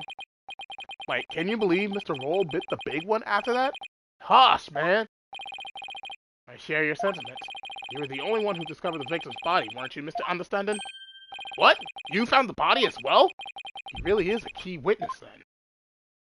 He's also the suspect, and the one who did it. That's right, brother. After the blackout, I went to reset the breaker and give power back to the people. The circuit box is near my chamber, so I'm always the man for the job. You feel me? The breakers are in the first floor hallway, in front of the storeroom. On the way, I got a whiff of something funky. Blood, man. Really harshed my mellow. I knew something wasn't kosher, so I swung by the treasure room to see what's what. And it was like, whoa, man! There was poor Mr. Roll, dead as a doornail. In the interval between the end of the dance of devotion and the blackout, the only ones who went to the scene of the crime were the victim and the accused. So you see, Mr. Understanding's unassailable account is what led to the accused's arrest. Hold it! Isn't it possible that the murder took place before the end of the dance of devotion? I'm afraid that's not possible. The victim was in the performance hall until the very end of the dance. He was? Would you like some proof? How's this? A photo of that morning's dance of devotion, taken by a tourist. My, what graceful dancing! can almost hear the sound of Mr. Understanding's Tamalin now. Payne's right. There's Mr. Roll on duty. Never underestimate the incredible Payne! So in addition to Rafa's insights, he had backup evidence lined up too, huh? As head monk, my monks in training are like my own kids. Like family, can you dig it? I should have taught Albie better, man. For Her Holiness, the Holy Mother. Oh, Albie, confess your sins, my young brother.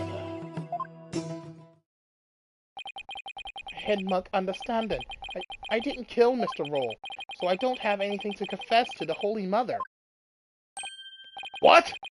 Bogus, little man. Your faith is weak like a wet paper bag. Are you feeling me? Spare the raw, hey, baby. Spoil the child, not me.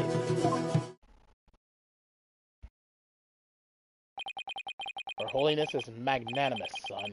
If you confess your guilt, she'll forgive you in the Twilight Realm. I don't suppose she could forgive him in this realm first. Defense, please begin your cross-examination.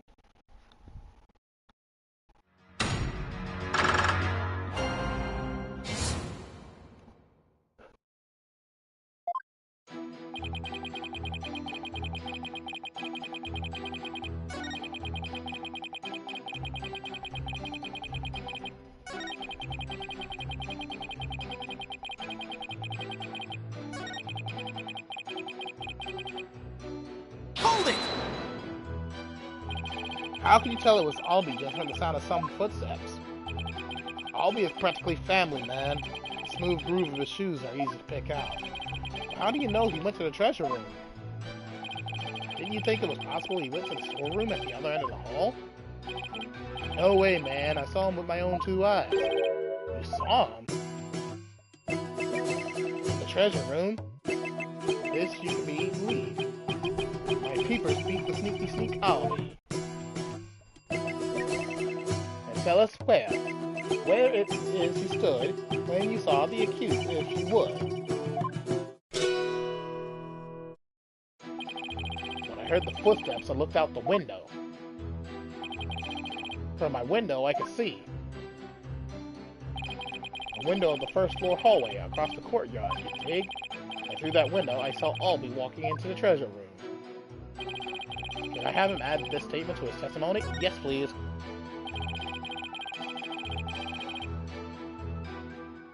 Can you please add that statement to your testimony, Mr. Understanding? You got it, brother.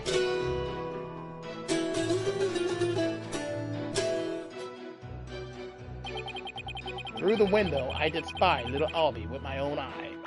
Yeah, no.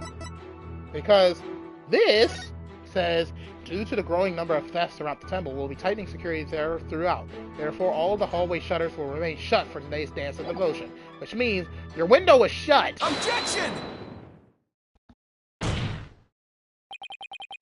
There's something off about that, Mr. Understanding. My music is off? I'm sorry you feel that way, man. Maybe this vibe ain't top of the charts where you're from. What's your poison? Orchestra? Jazz soul? There's nothing wrong with my ears, witness, but something's not quite with your eyes. Mr. Understanding, you've been lying to this court. Now, why would I lie? I got nothing to hide. The truth alone is all I say. Lying, y'all? Nah, lying ain't my thing. I contend otherwise. Do you recognize this object, Mr. Understanding? It's a temple notice, man. What of it?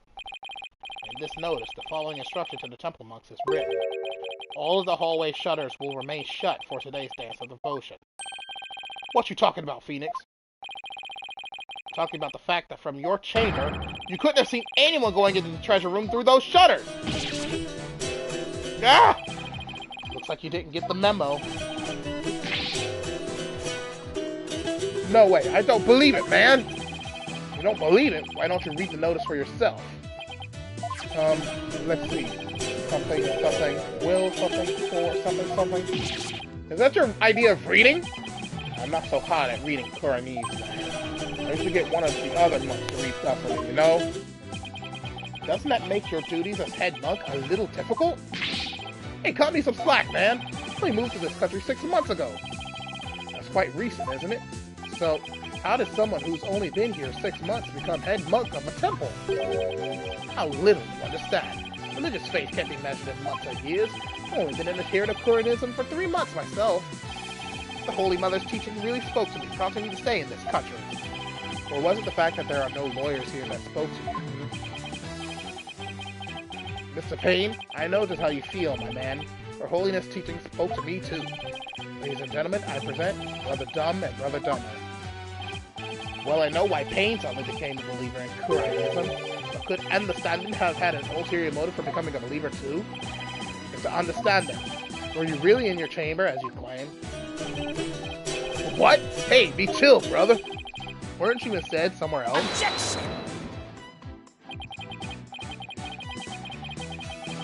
Mr. Wright, what kind of nonsense are you spouting now?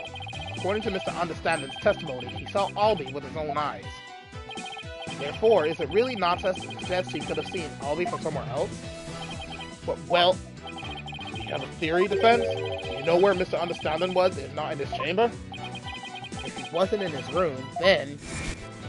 if Albie had gone down the hallway towards the treasure room, there are only a few places he could have seen Albie from. I do have a theory, Your Majesty. Let's say the witness really did see Albie going towards the treasure room. What then? The defense proposes this is the only place he could have been to see Albie go down that hall. Take that! There? But you just suggested earlier. That's where the true culprit might have been. True, but no matter how I look at it, this is the only place Understanding could have been. Mr. Foreign Lawyer, don't tell me. Are you accusing Mr. Understanding of being the true culprit in this case? Yes, I am. Yes, Your Majesty. I contend there's a strong possibility this witness is the murderer.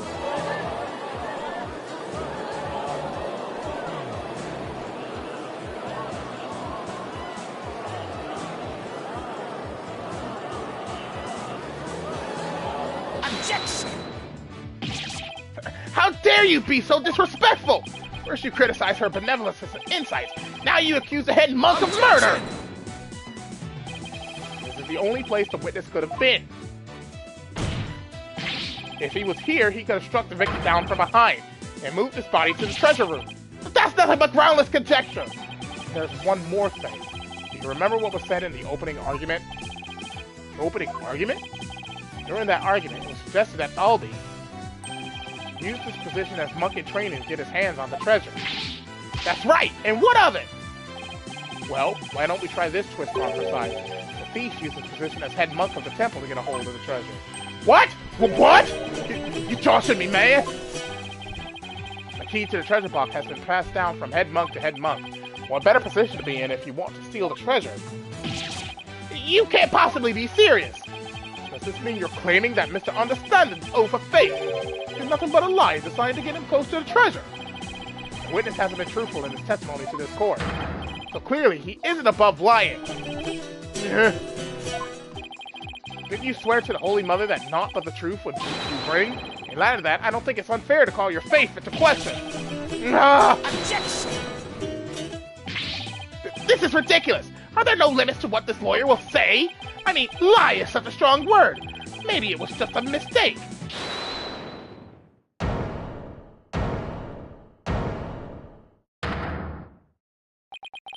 Enough with the nervous wreck routine, prosecutor.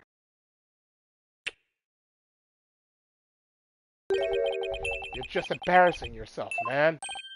What? What was that, Mr. Understanding? Lawyer man, you really are the lowest of the low. You've gone and said something I can't forgive. You called my belief into question, my faith in the Holy Mother. And nobody gets away with that.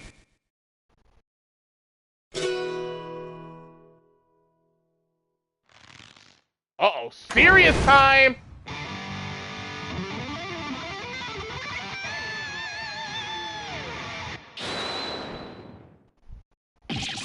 What on earth? That music is making my ears bleed!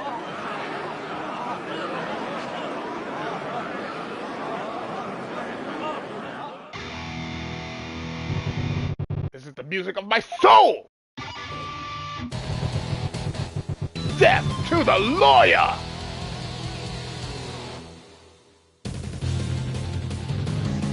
I'm the Twilight Messenger. Can't you tell? Gonna take this lying lawyer straight to hell. He's dripping with lies, running with Philistines. Gonna send that lawyer to the guillotine. Philistines, guillotine. And now for something completely different. That plinkety-plunk music just wouldn't let me express my rage. Your rage, huh? Isn't the real source of your anger having your lie exposed? You just don't get it. If I lied, it's because you drove me to it.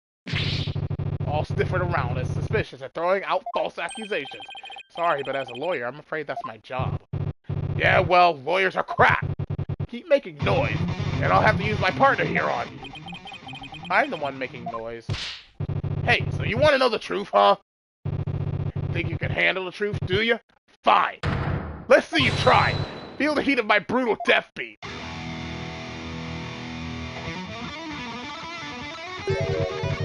Savage, right? Sweating bullets, ain't you? The screams of my soul are gonna make a mosh pit out of this peanut gallery. Did he really just win the court over with that performance? Yo, geezer, I got something to testify. Get ready for the howling of my soul! I call this chart topper Soul Screaming Truth!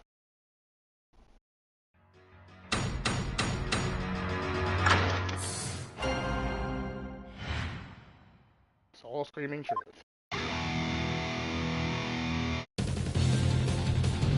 The 3 sentence dance had come to an end. To the music storeroom, my way, I did wet. Death truth is what you dread. Hear me shred. From my spot in front of the store room, I saw Albie creep to the treasure room. And trailing from behind, hound on the scent, I saw Patrol after Albie he went.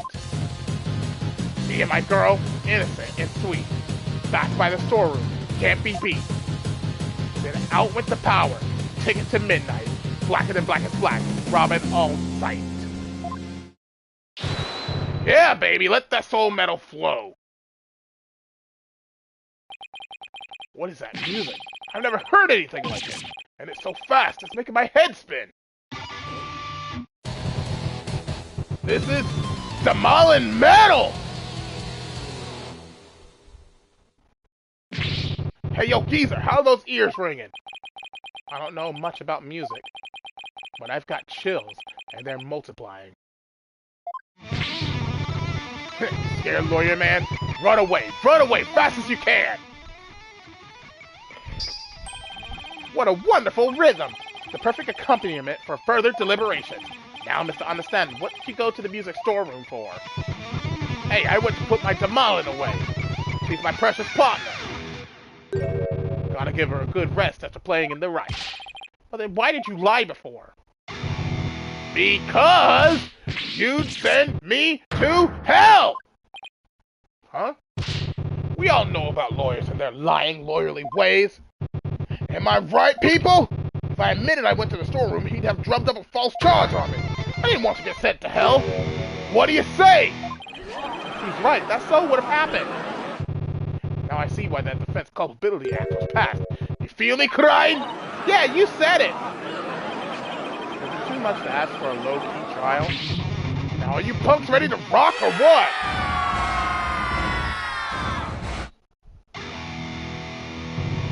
I can't hear you! I said, you're ready to teach this lying lawyer how we do things around here? Yeah! Alright, then I'm going to lay it on you one more time. The screaming truth of my soul!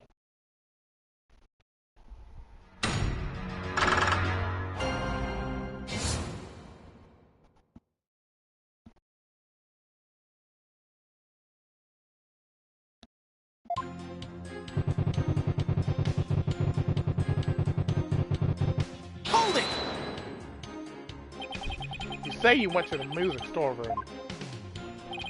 But how do you know you didn't go to the treasure room to steal the treasure instead? And on what grounds would you base that accusation? Got anything to show for it? He's right. I don't really have any proof. And yet, well, you can't prove that you didn't go to the treasure room either. And silence. You stole the treasure and were ready to make your getaway when you saw Mr. Roll. So you panicked and ran into the music storeroom. Isn't that right? And silence. Why do I feel like I'm being stabbed by icy stares from every direction? This silence is your answer, lawyer man. This audience knows the score. Just what we needed. A moment of silence to bid this lawyer's baseless claim goodbye. Why do they have to hate lawyers so much in this country? I said it before and I'll say it again, lawyer man. After the priestess's dance, I went to the music storeroom.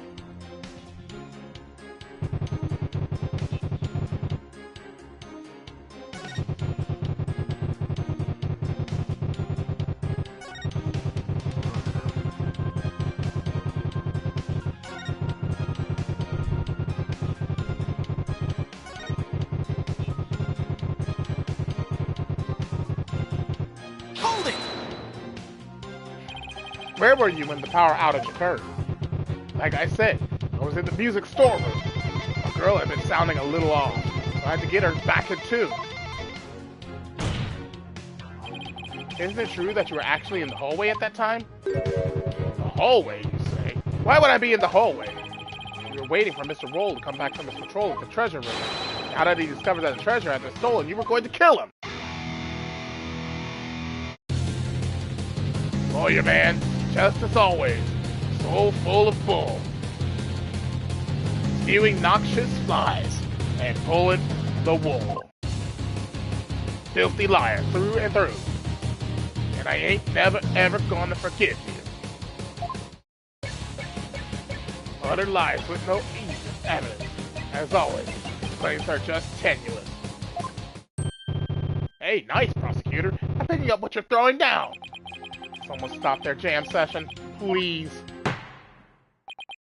You've made your assertions clear, defense, but your argument is rather unsubstantiated. That's not good. What's so funny, Pestleben understanding? Nevertheless, the possibility is still there. You can't deny the witness could have killed the victim under cover of darkness. You're forgetting one very important thing. Huh? It seems you've forgotten that the outrage happened by chance, not design. Oh, that's right! Oh, that's right. I did forget about that. It's not like the witness planned the outage so he could take advantage of the darkness. And without darkness, it would have been hard to sneak up behind Mr. Roll and kill him. You're right. Even I would notice someone coming up behind me. Well, defense, what do you have to say about that? What can I say about that? Mr. Wright, your claim is completely without merit. Unless you want to argue that the witness somehow magically made the outage happen. Well, maybe not magically, but... Wait, that's it! I contend the witness could have made the power outage happen, with no magic necessary. What? You have a theory, defense? All he had to do was make use of something shown on this diagram. What did the witness use to make the power outage happen? Take that! The witness was in the storeroom. The circuit box is on the storeroom end of the hallway. There's nothing really magical about turning off the breaker, wouldn't you say? Eh. Nice try, but that theory doesn't hold water, lawyer man. And why not? You're saying I turned the breaker off and then stuck up on Mr. Roll and hit him? In pitch black darkness with no source of light whatsoever? Is that what you're saying? With the lights off, that hallway is blacker than 100 midnights. You can't see the hand in front of your face. How can anybody commit murder like that? Unless there was somebody standing right in front of the victim, like the accused. I hate when he's right. And I can't just let his point stand. Well, maybe the victim was holding something that served as a guide. A guide through the darkness? Something. That's more than a little vague, wouldn't you agree? You ain't gonna move this room with a half-baked hunch like that, bro. You gotta hit him hard. Really make him feel it, you hear me? That's like my first, baby. Woo!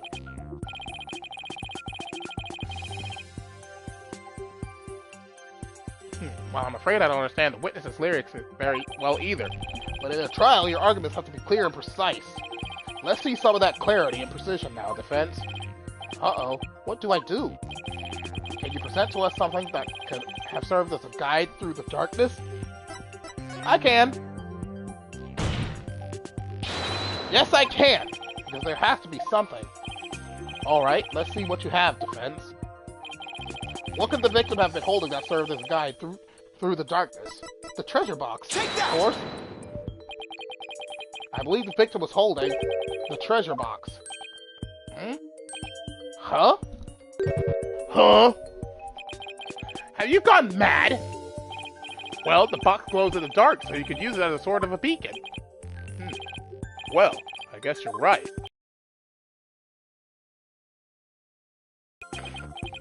Oh, well, because your guess is as good as mine. What is this lawyer talking about? Nonsense and lies yet again! Let's give him the death penalty already! Is there no way to win them over? Defense? Are we going to be needing... Oh, your majesty. Yeah, man, do it! Do it! Then we can jam out to this lawyer's shrieks of pain. Ha ha ha! Better get those screams of agony out now, lawyer man, while you still have a tongue to scream with. I, guess I'd better come up with a reason. No pressure or anything. As to why the victim was holding the treasure box, it can easily be explained as thus. Brain, don't fail me now. What reason could the victim possibly have had to be holding that treasure box? The victim was holding the treasure box because he was the thief. It's an idea I just happened to stumble upon, and I think it just might be the answer. And it would turn this whole trial upside down. Hello, defense? Are you still with us? Let's hear this easy explanation you promised. Isn't it possible that it was because the victim himself was the thief? The victim? The thief?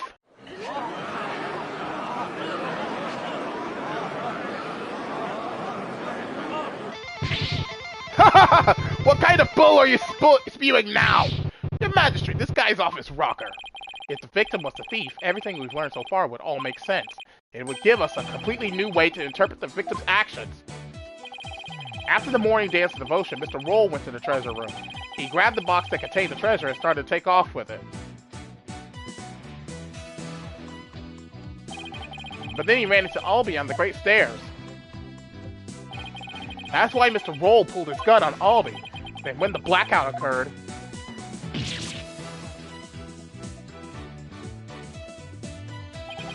Mr. Roll was bludgeoned to death in the darkness.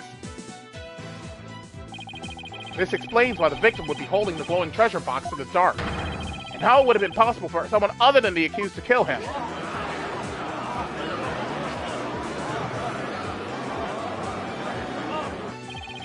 You have any idea what you're saying? You're unbelievable, lawyer man. I think you've lost it. That's the craziest thing I've ever heard. Roll trying to roll the temple? That devout believer? That pious Curanist? I won't allow you to disparage the victim's departed soul with unfounded allegations. I hope you're prepared to back up your claim. Of course, your Majesty. Oh, really? In that case, can we assume you have proof? Uh-oh. Proof, huh? Do I have any proof? I can't back down now. Yes, I have proof. In my dreams. The proof that Mr. Roll was the thief may have been left behind on a certain piece of evidence. Very well. Let's see your evidence and be ready to stand behind it. Footprints, fingerprints. I'll take anything at this point. I need proof, something that would have been involved with the theft, and that might still have some trace evidence left on it. What proof do you have that the victim might have been the thief? Take that! The defense would like to examine the treasure box. There might be trace evidence on it that will show that the victim had held it. Might? You better hope you turn up something more definitive than that, defense. Yes, sir, your Majesty.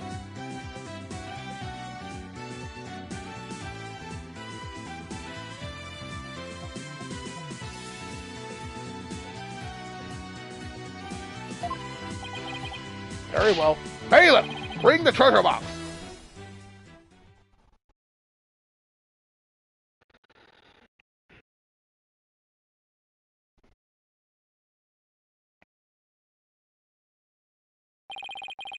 There you are, defense. You're free to examine it.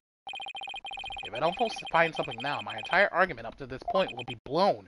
Plus, there's that little matter of the old tongue shears. I have to find something. I just have to.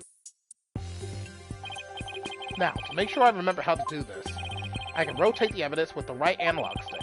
I can also use triangle and circle to zoom in and get out to get a better look.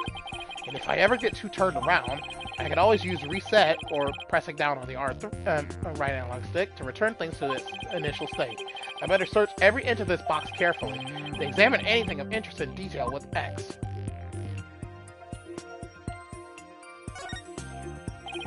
The lid of the box was forced open. While the victim was holding the box, the lid must have been closed. I'll try closing the lid too.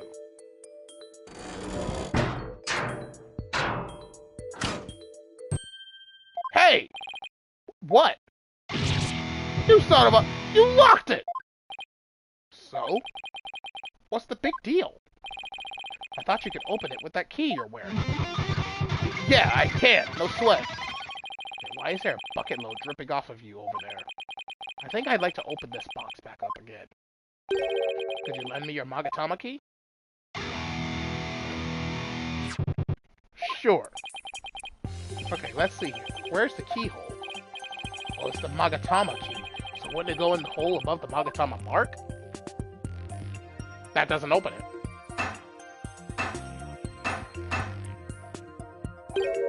Huh? It won't open. Would you look at that? The thief must have busted the lock when they forced the box open.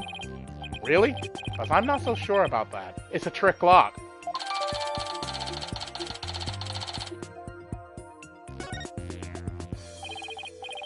In any case, I better take another good look around.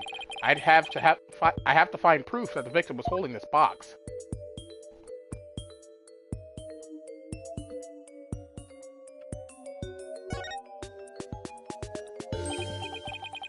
This bloodstain! It shows the outline of a hand! Could this be what I've been looking for?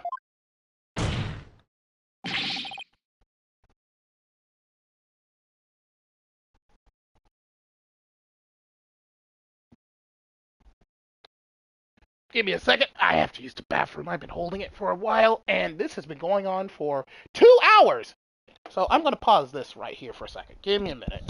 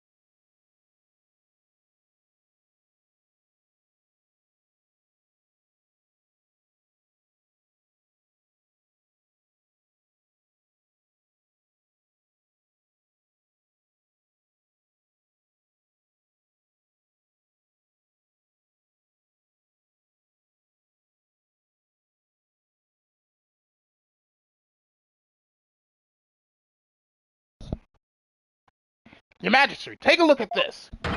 There's a blood stain here that outlines the shape of a hand. Really? Let me see. Now I'm getting somewhere.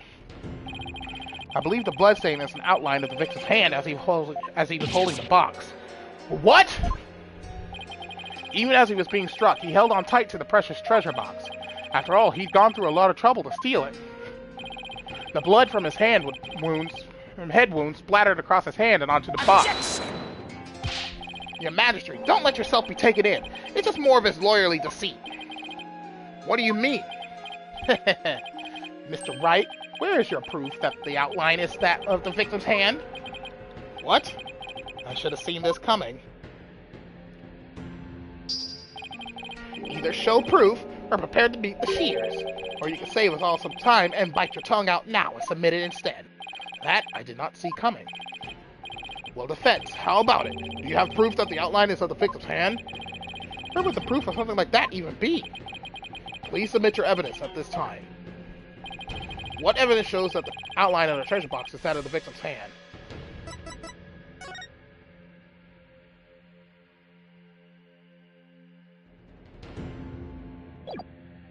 Take that!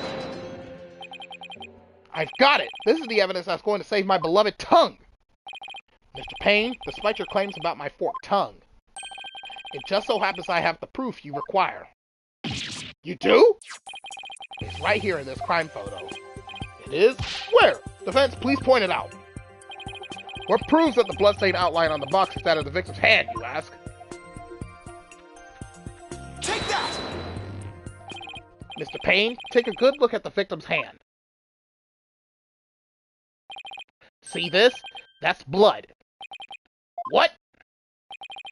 We place Mr. Roll's hand inside the bloody outline. You think the blood in his hand would complete the splatter? Exactly. Here goes nothing. If they do form one complete splatter, it would prove my theory correct. Then, the victim really was holding the box.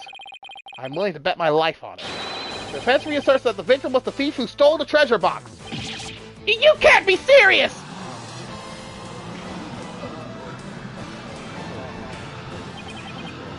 I protest! There's no way they would ever match up! I assert that it's patently impossible for... Ow! Talk about tongue karma. Sounds like he just bit his. What's the matter, Mr. Payne? Did your forked tongue get tangled up in there? Or were you trying to submit your own tongue to the court? Why, you... Ugh.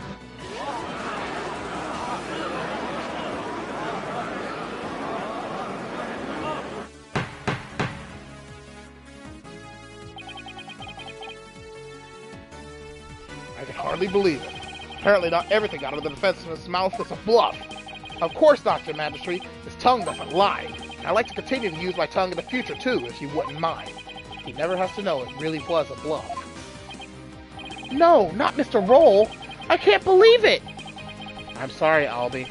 I know it's upsetting news. He must have needed the money badly, probably to support his family. After all, he even gave up his dream of becoming a monk to help them. Oh, so that thing Mr. Roll was saying to me! Albie, you train hard and make sure you become a monk one day. Don't end up like me, he'd say. Yeah, he was probably warning you not to end up a thief. Mr. Roll! Objection! And now wait just 1 minute! If the victim was a thief and he was holding the treasure box, that means Mr. Roll was holding a murder weapon when he was killed! Oh, that's a very good point. It doesn't make much sense, does it? If the victim was holding the treasure box, it couldn't have been the murder weapon. Which means the real murder weapon must have been something else. The real murder weapon? Was something else? The blood was thought to have gotten on the box when the box was used as a weapon. But it turns out that wasn't the case. The blood splattered onto the treasure box the victim was holding. When he was struck with the real weapon. That's what really happened! Isn't that right, Mr. Understanding?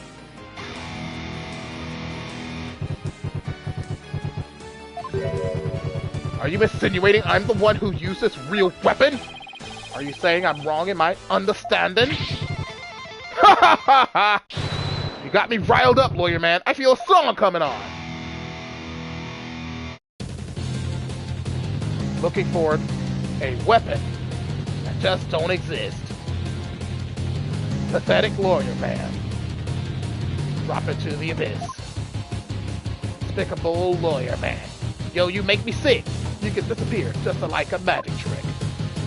Worthless lawyer man, done in by a weapon. For you, miserable wretch, hell doth me beckon. Doth beckon. Yeah! I know I don't need to remind you, defense, that your life is on the line. I know you, Magistrate. That you're prepared to risk it on this mere idea of a real murder weapon? Death to the lawyer!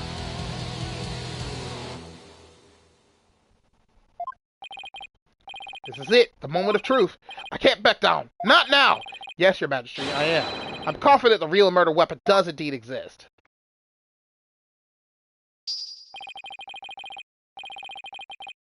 That's a bold claim, Mr. Wright. Now let's see you back it up. Show us which piece of evidence points to this real murder weapon. Gladly! If I knew which one it was. What would somebody like Understanding use to bludgeon someone? Now then, defense, please submit your evidence to the court. Yeah, let's see it, lawyer man! Let's see this thing that shows the real murder weapon you say I used. Take that! What I'm about to present is really nothing more than a possibility. But this thin thread is all I've got. Allow me to direct the court's attention to this photo of the morning dance of devotion. That photo? How is that going to help you, Mr. Wright? There's something about it that doesn't sit right with me. Oh, yeah? And what's this something, hmm? This thing here is odd, to say the least. Take that! Mr. Understanding, why is the instrument you're holding different from the one you're playing in the photo? Would you look at that? They're completely different shapes! I believe you said your Damalin was your one and only? Well, Mr. Understanding, what do you have to say to that? I got nothing to say. Then allow me to answer for you. They're different because the one in the photo is no longer in playable condition. Not after you used the bludgeon Mr. Roll to death!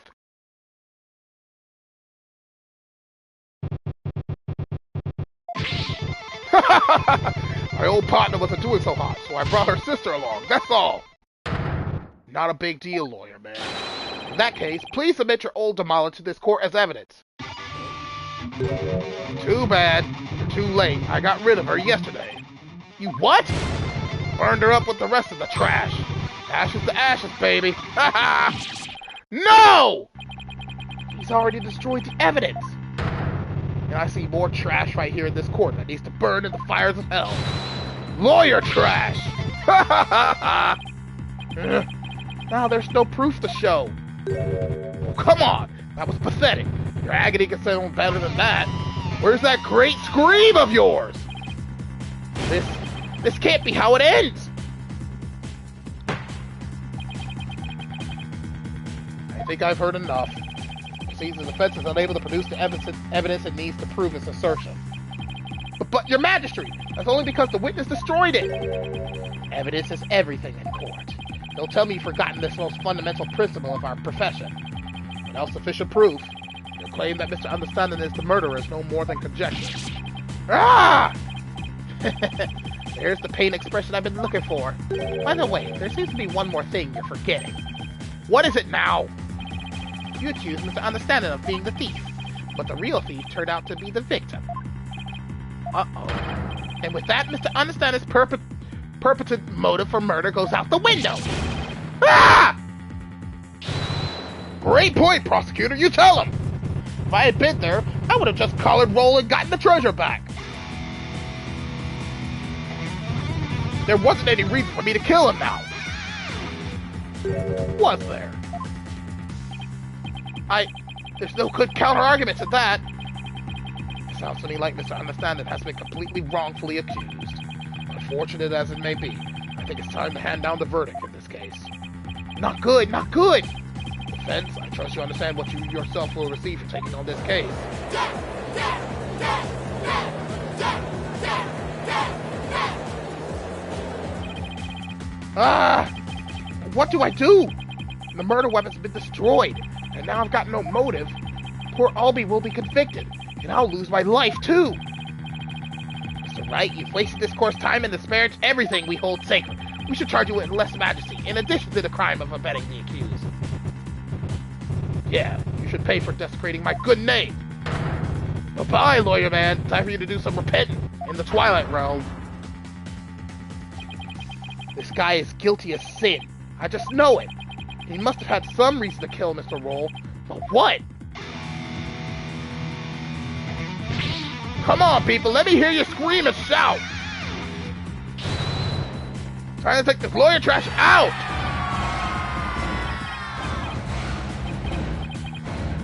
Exterminate! Annihilate! Exterminate! Annihilate! The thing to do at a time like this is to turn my thinking around. I shouldn't be trying to figure out what Understanding's motive was. I should be thinking about what kind of situation would give him a motive. Did you steal it? He said. We know that Mr. Roll was the thief, and that he had gotten his hands on the box. So then why? Why in the world did he ask Albie that question? What about the treasure box would have prompted him to... Ah! Defense, what's gotten into you? Now I get it! Now it all makes sense! Like Pokunka, man! What you trying to say? Muttering and squealing to yourself sounds like you knocked something loose upstairs. Your Majesty, please hold off on your ruling for just a little while longer. Don't tell me you're going to start begging for your life now. No, Your Majesty, that's not it. It's just that I realized something important. We've been operating under a serious misconception this whole time. A misconception, you say? That's right. A mistaken notion about the treasure box. But could this really be true? If so, there's still a lot to figure out. Very well. Let's hear what you have to say. Thank you, Your Majesty. Your Majesty, this is just more of his nonsense! He's just stalling for time!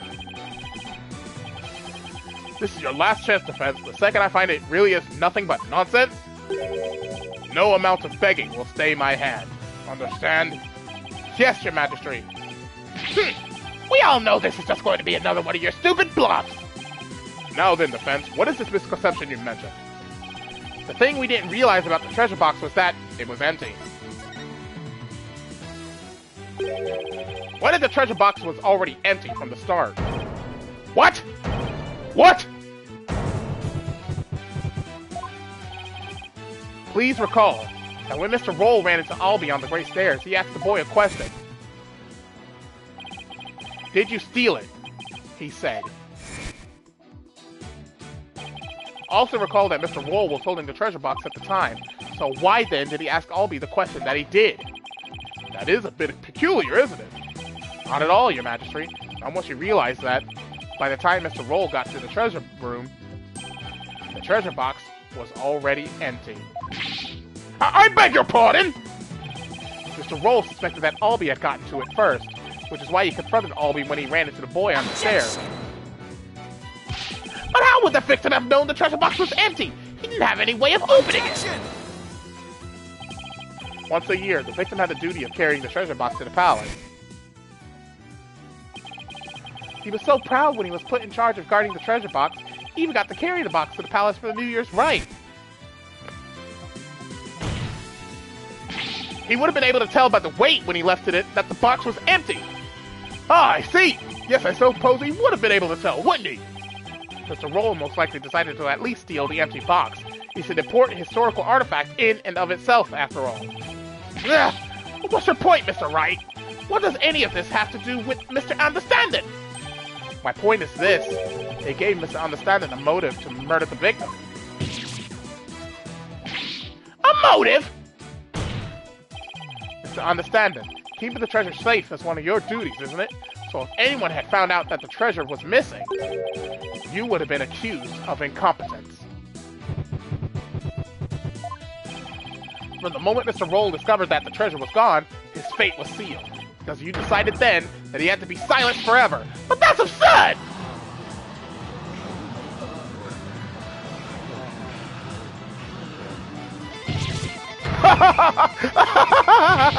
Can you believe the stuff that comes out of this guy's mouth? This is all just a colossal joke. So then what really happened to the treasure? It had been stolen long before this incident occurred by Mr. Pisleven Understanding himself.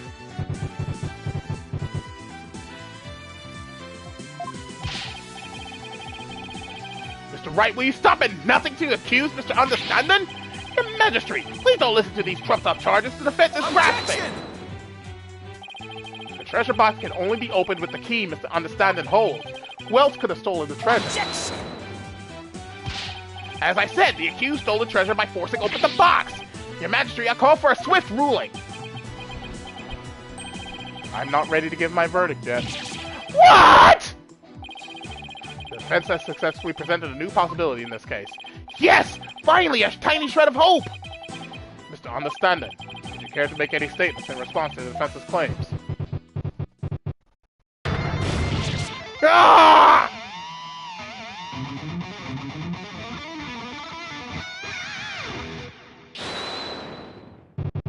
This is all bull! My noggin is a rage cage and it's ready to explode, baby! Instructor Understanding, please calm yourself! I'm not going to take it! No, I ain't gonna take it! I dutifully watched over that treasure with pride! And now I'm getting accused of stealing it? This lawyer is a lying scumbag! Huh. You better believe I got something to say. Open up your ear holes, sheeple! Let's rock! Death to the lying lawyer!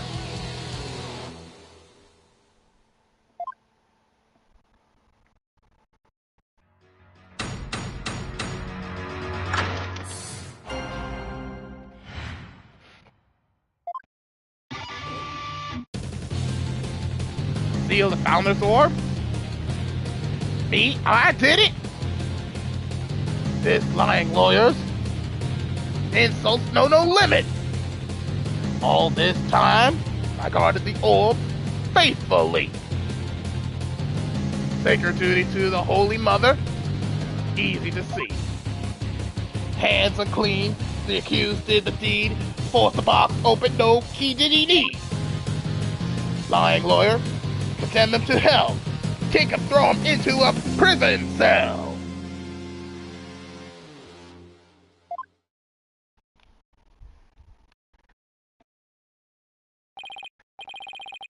Alright, we've now heard from both sides. Either the treasure box was forced open by the accused, as the witness claims, or Mr. Understanding opened it, as the defense claims. Defense? This is your last chance to cross-examine the witness. Yes, Your Majesty. If you're unable to prove your assertions by the end of this cross-examination, then the DC Act will come into play, and both you and the accused will lose your lives. I understand. Life or death, it all comes down to this. Mr. Wright. Don't worry, Albie. I'm here to defend you. I promise it'll be alright. Thank you. I believe in you, Mr. Wright. I know you can win this for us. And after we win, we can go see Miss Maya. Together! It's a deal. I can't let Albie down. I have to win this trial. Somehow I have to prove that only Understanding could have stolen the treasure. Do your worst, lawyer trash! This is your requiem. The last song you'll ever hear on this mortal coil.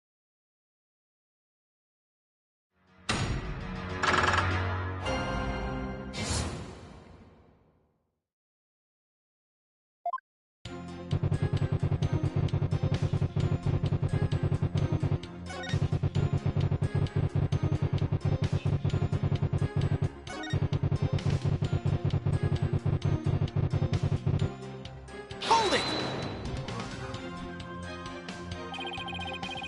Defendant didn't force the box open? That's a lie. In fact, you're the one who opened it. Isn't that right? Come on. You just saw for yourself, didn't you?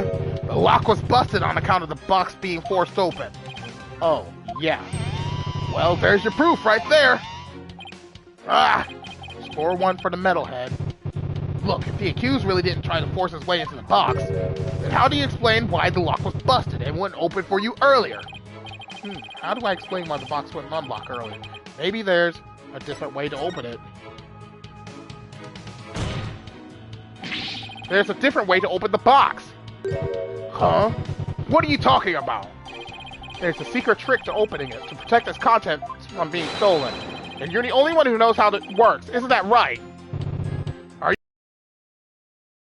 you movies, lawyer man? So you're one of those tourists. Honestly, Mr. Wright, did you come expecting magic and mystery around every corner? I have you know, Defense, the Kingdom of Kurain is not some sort of fantasy funland. Ugh! It's true I don't have any real grounds to make that assertion. And yet... Oh yeah! I feel another song coming on! A little number about a crazy lawyer with wild, fantastic ideas. Real method to open the lock, you say? Delusional, man! There ain't no other way! A new verse. Please do add it to your testimony, Mr. Understander.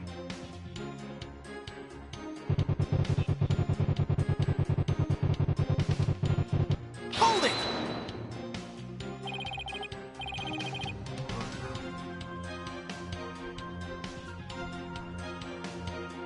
Delusional, am I? We'll see about that. Wild ideas. That's called delusion. Mixed up lawyer, drowning in confusion. Indeed, the defense's sinful wrongdoing has made him lose touch with reality. Let's hear it! What'll it be for this sitter's flight of fancy? Nothing, because I'm not the delusional one. I just know there's gotta be some secret trick to opening the treasure box. Oh really? And where exactly is this secret hidden? The secret is obviously hidden in... the key. There's obviously some secret hidden in the key. I'd like to examine it if you please. Ha ha ha ha! You don't know when to quit, do you? Here, go ahead. Examine it all you like. Nothing. I don't see a thing. Well, Defense, what have you discovered? I'm afraid I haven't discovered anything, Your Majesty. Here, I'll return it now. I told you! Didn't I tell you? Yes, you told me. There's just no reasoning with this man. The accused forced the lock open. There's no other explanation. That's right! He desecrated the box by opening it without using this Mitama key! Wait, what did he just say? I'll sing it as many times as I have to get it through your thick lawyer's skull! Only the Mitama key unlocks the treasure. Force it and reap the founder's displeasure. Don't you mean the Magatama key?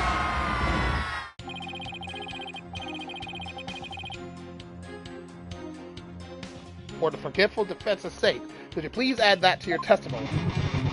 If I have to, carve it into your brain, lawyer man. Only the Mitama key unlocks the treasure. Force it and reap the founder's displeasure. It's called the Magatama key, sir. Objection! Just a minute, Mr. Understanding. You just called your key the Mitama key, didn't you? Ah! But didn't you originally say it's called the Magatama key? Ah! Mitama key? What's that? I don't know, Your Majesty, but apparently it's a rather crucial question. Well, what? What's the big deal? So I said the wrong thing. So what? Simple slip of the tongue. An A for effort, Mr. Wright, but your grandstanding betrays your desperation. I'm afraid a small slip of the tongue like that adds absolutely nothing to your argument. What say you, Defense? Is it an important detail?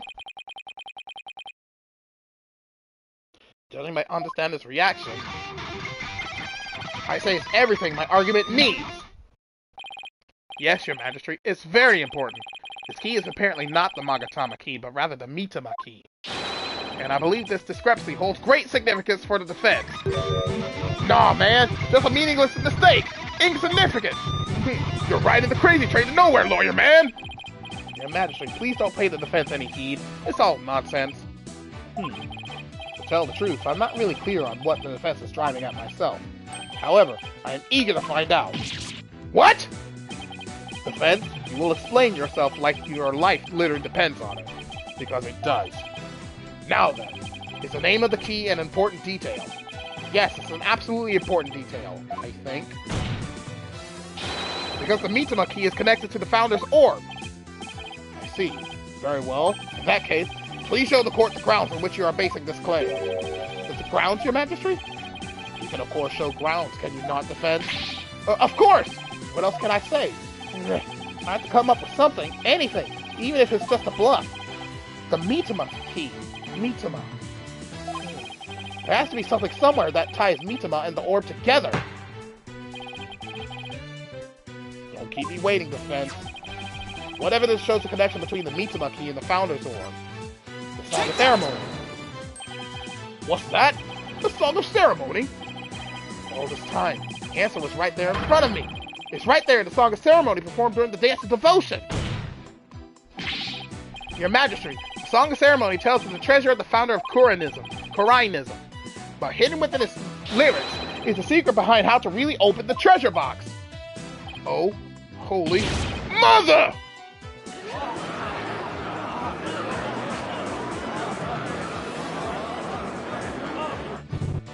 But how could that be, Defense? The Song of Ceremony contains the following lyrics. When the butterfly embraces the Mitama, the favor of the orb is bestowed. I believe the Mitama here refers to the Mitama key. Well, yes, it is the same word, but that doesn't mean... We've been calling this key the Magatama key, and that's why I inserted the key into the lock with the Magatama design on it. But that was obviously not the right way to use it. And I suppose you know the right way? I do, Your Majesty. To use the key properly, you have to first flip it vertically. If you turn the Magatama shape upside down like this,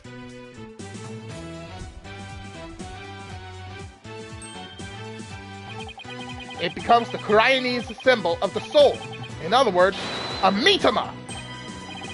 Oh my, you're absolutely right! But now what? What do you do with it? It's too big to fit into the lock that way. Oh,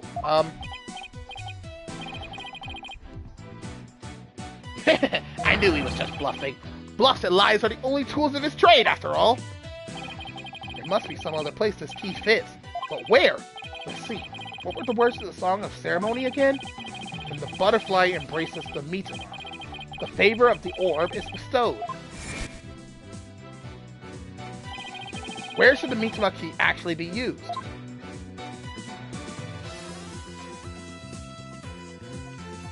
Right here. Got it!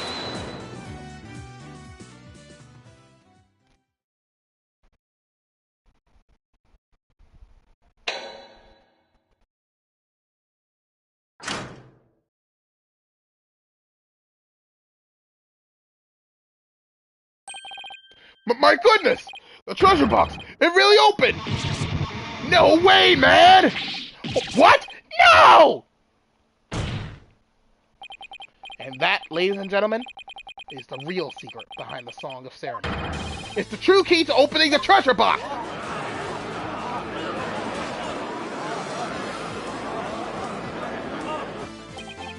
It's all over, Mr. Payne. How so? Let's say someone was fooled into trying to force the front-facing lock open. Sadly for them, it won't budge. That's because the lock is, after all, just a decoy. But then, what you're saying is, neither the victim nor the defendant would have been able to open the box. They therefore had no way of stealing the treasure. The only one who could have stolen it is the one man who knew about the Mitama key. Let's leave it understanding! Ah! But I'm not done yet. Please recall the scene of the crime. On the floor by Mr. Roll's body. With the very unlocked and very open treasure box. Only someone who knew how to open the box could have left it in that state. And so, there can be only one true culprit. Admit it, Mr. Understanding. You're the one who killed Mr. Roll.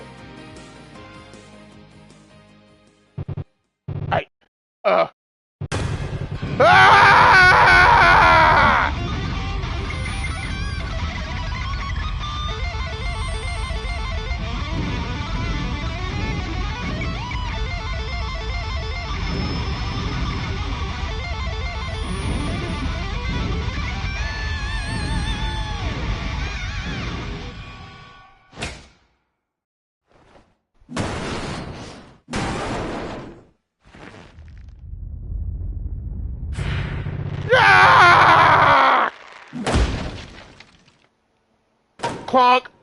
Right on the head. Cuckoo, cuckoo.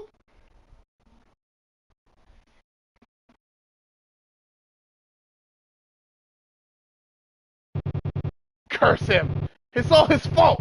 Why do you have to try and steal the treasure? Why'd I have to spot him with that box? On my way to the storeroom after the morning dance! It's his fault I had to cause that blackout and clock him good!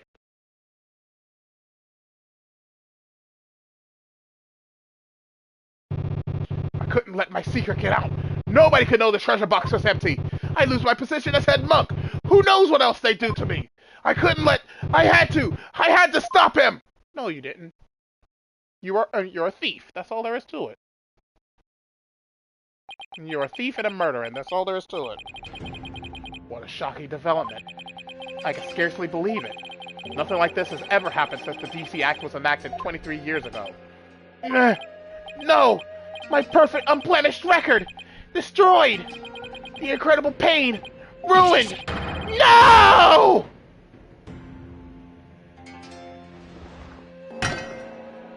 Mauled!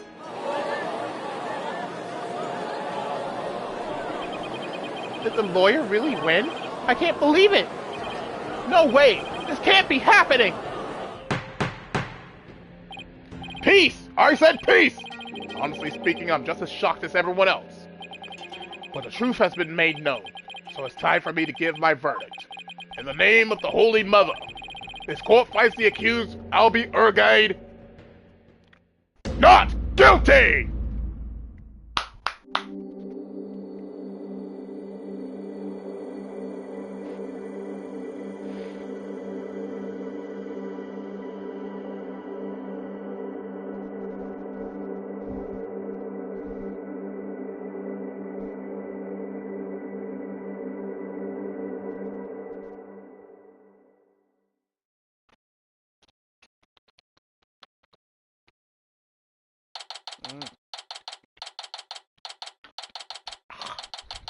Good water.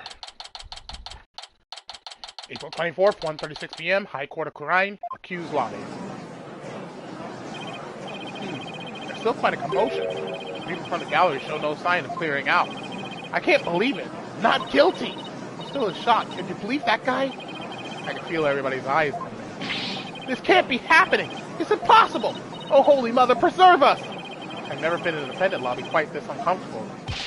Mr. Wright! Oh, Albie! Thank you! Thank you so much for what you did for me! I'm just glad it turned out okay. It was touch and go there for a while. I'm really sorry, Mr. Wright. I had a really hard time trusting you at first. That's okay, Albie. I know how unpopular lawyers are in this country. How did it ever get this way in the first place? Allow me to explain. At least, I wish I could explain. But I don't really know why. I never even questioned it before today. By the time I was born, all the lawyers were already gone. As far back as I can remember, verdicts have been based on her benevolence and insights. Right. Raisha, the royal priestess. You would imply that the trials of this country are unfair? Do explain, outsider. How verdicts founded on truths imparted by the very souls of the dead lack impartiality. For her part, I'm sure she really believes in what she says. But, even with her benevolence and divination seances, lawyers are still necessary. Without proper defense, people could easily wind up receiving wrongful convictions. Mr. Wright! Shh! Huh? Don't say that so loud. People might think you're a rebel. You could be arrested. A rebel? That's right. One of those people going against our queen and the court system. They call themselves the Defiant Dragons, and they're led by a scary guy named Dirk. They'll do anything to overthrow her eminence, even commit crimes. Dirk. I remember people in the gallery mentioning that name. The things you're saying sound a lot like the stuff they say, but you're not scary like that Dirk guy. Pardon the intrusion. Oh God. You. Yeah, you. I want to talk to you, see? Flight, is it? Right, sir. Phoenix Wright. And you are? I'm the Kuranese Minister of Justice. The name's Inga Karkul Kurai. I oversee the whole legal shebang.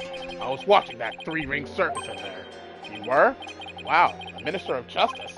Well, he's in charge of the entire court system. Defense Culpability Act and all. But Minister Inga, how are you, sir? Run along, mini-monk. Grown-ups are talking here. Yes, sir. Very sorry, sir.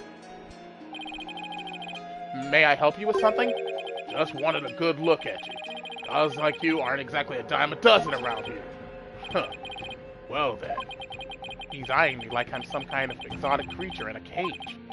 Oh yeah, might as well share this little morsel with you. Turns out Roll was a seasoned thief. A repeat offender, see? Had my men look into it, and they found all the booty he pilfered right there in his digs. But he seemed like such a nice man.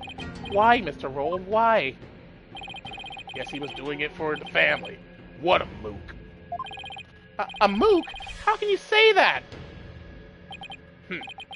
Guess that kind of sob story gets you common folk all misty-eyed, huh? Anyway, another thing. I had my men check out that understanding fellow, too. He wasn't the one with the sticky fingers. It's the insurgents. What? They put the squeeze on our head monk, apparently. So he gave up the Founder's Orb and tried to keep it hush-hush. Wow, I see. Thank you for letting me know. Yeah. Say, White. That was a cute little number you pulled in my courtroom today, wasn't it? First not guilty ruling in 23 years. You're making waves, see? Stirring the pot. Catching my drift? Oh, well, Yikes, I'm in for it now! But thanks to that song and dance, we know our precious national treasure got nicked. I'm gonna call it a wash and let it slide this time. But all I did was defend the accused. You'd do best to read between the lines here, chump. You're standing on thin ice, you get my drift? Even a dirty, no-good Nick punk knows to catch us in his chips before the house steps in. Do us both a favor. Keep an eye on the path you're walking down. You never know whose toes you might be stepping on. This ain't your turf, buddy. Never forget whose soil it is you're standing on. Yikes! He was kind of scary, wasn't he? Yeah, well, no use worrying about it now. We have more important things to think about. Such as when can we continue the sightseeing tour? Tour? Ooh, anytime, sir! We still have plenty of time until Miss Maya's training ends. And there are still lots more temples to see. And all kinds of local food to eat. I can show you the natural beauty of the area. And the waterfalls used for training. And I haven't shown you the breathtaking mountain view from the Plaza of Devotion yet. And then, oh god, he's off again. Alright, slow down, Albie. There's plenty of time. And when we're done with all that, we can go see Miss Maya together. Yeah, you bet. Maya, I wonder how she's doing. Hope she's okay.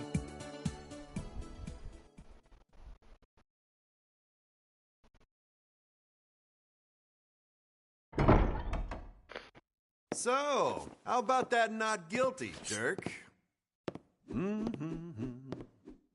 I heard.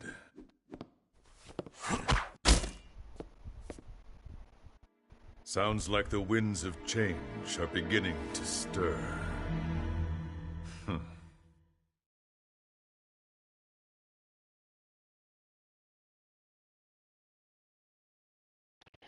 And with that, Chapter 1 comes to a close.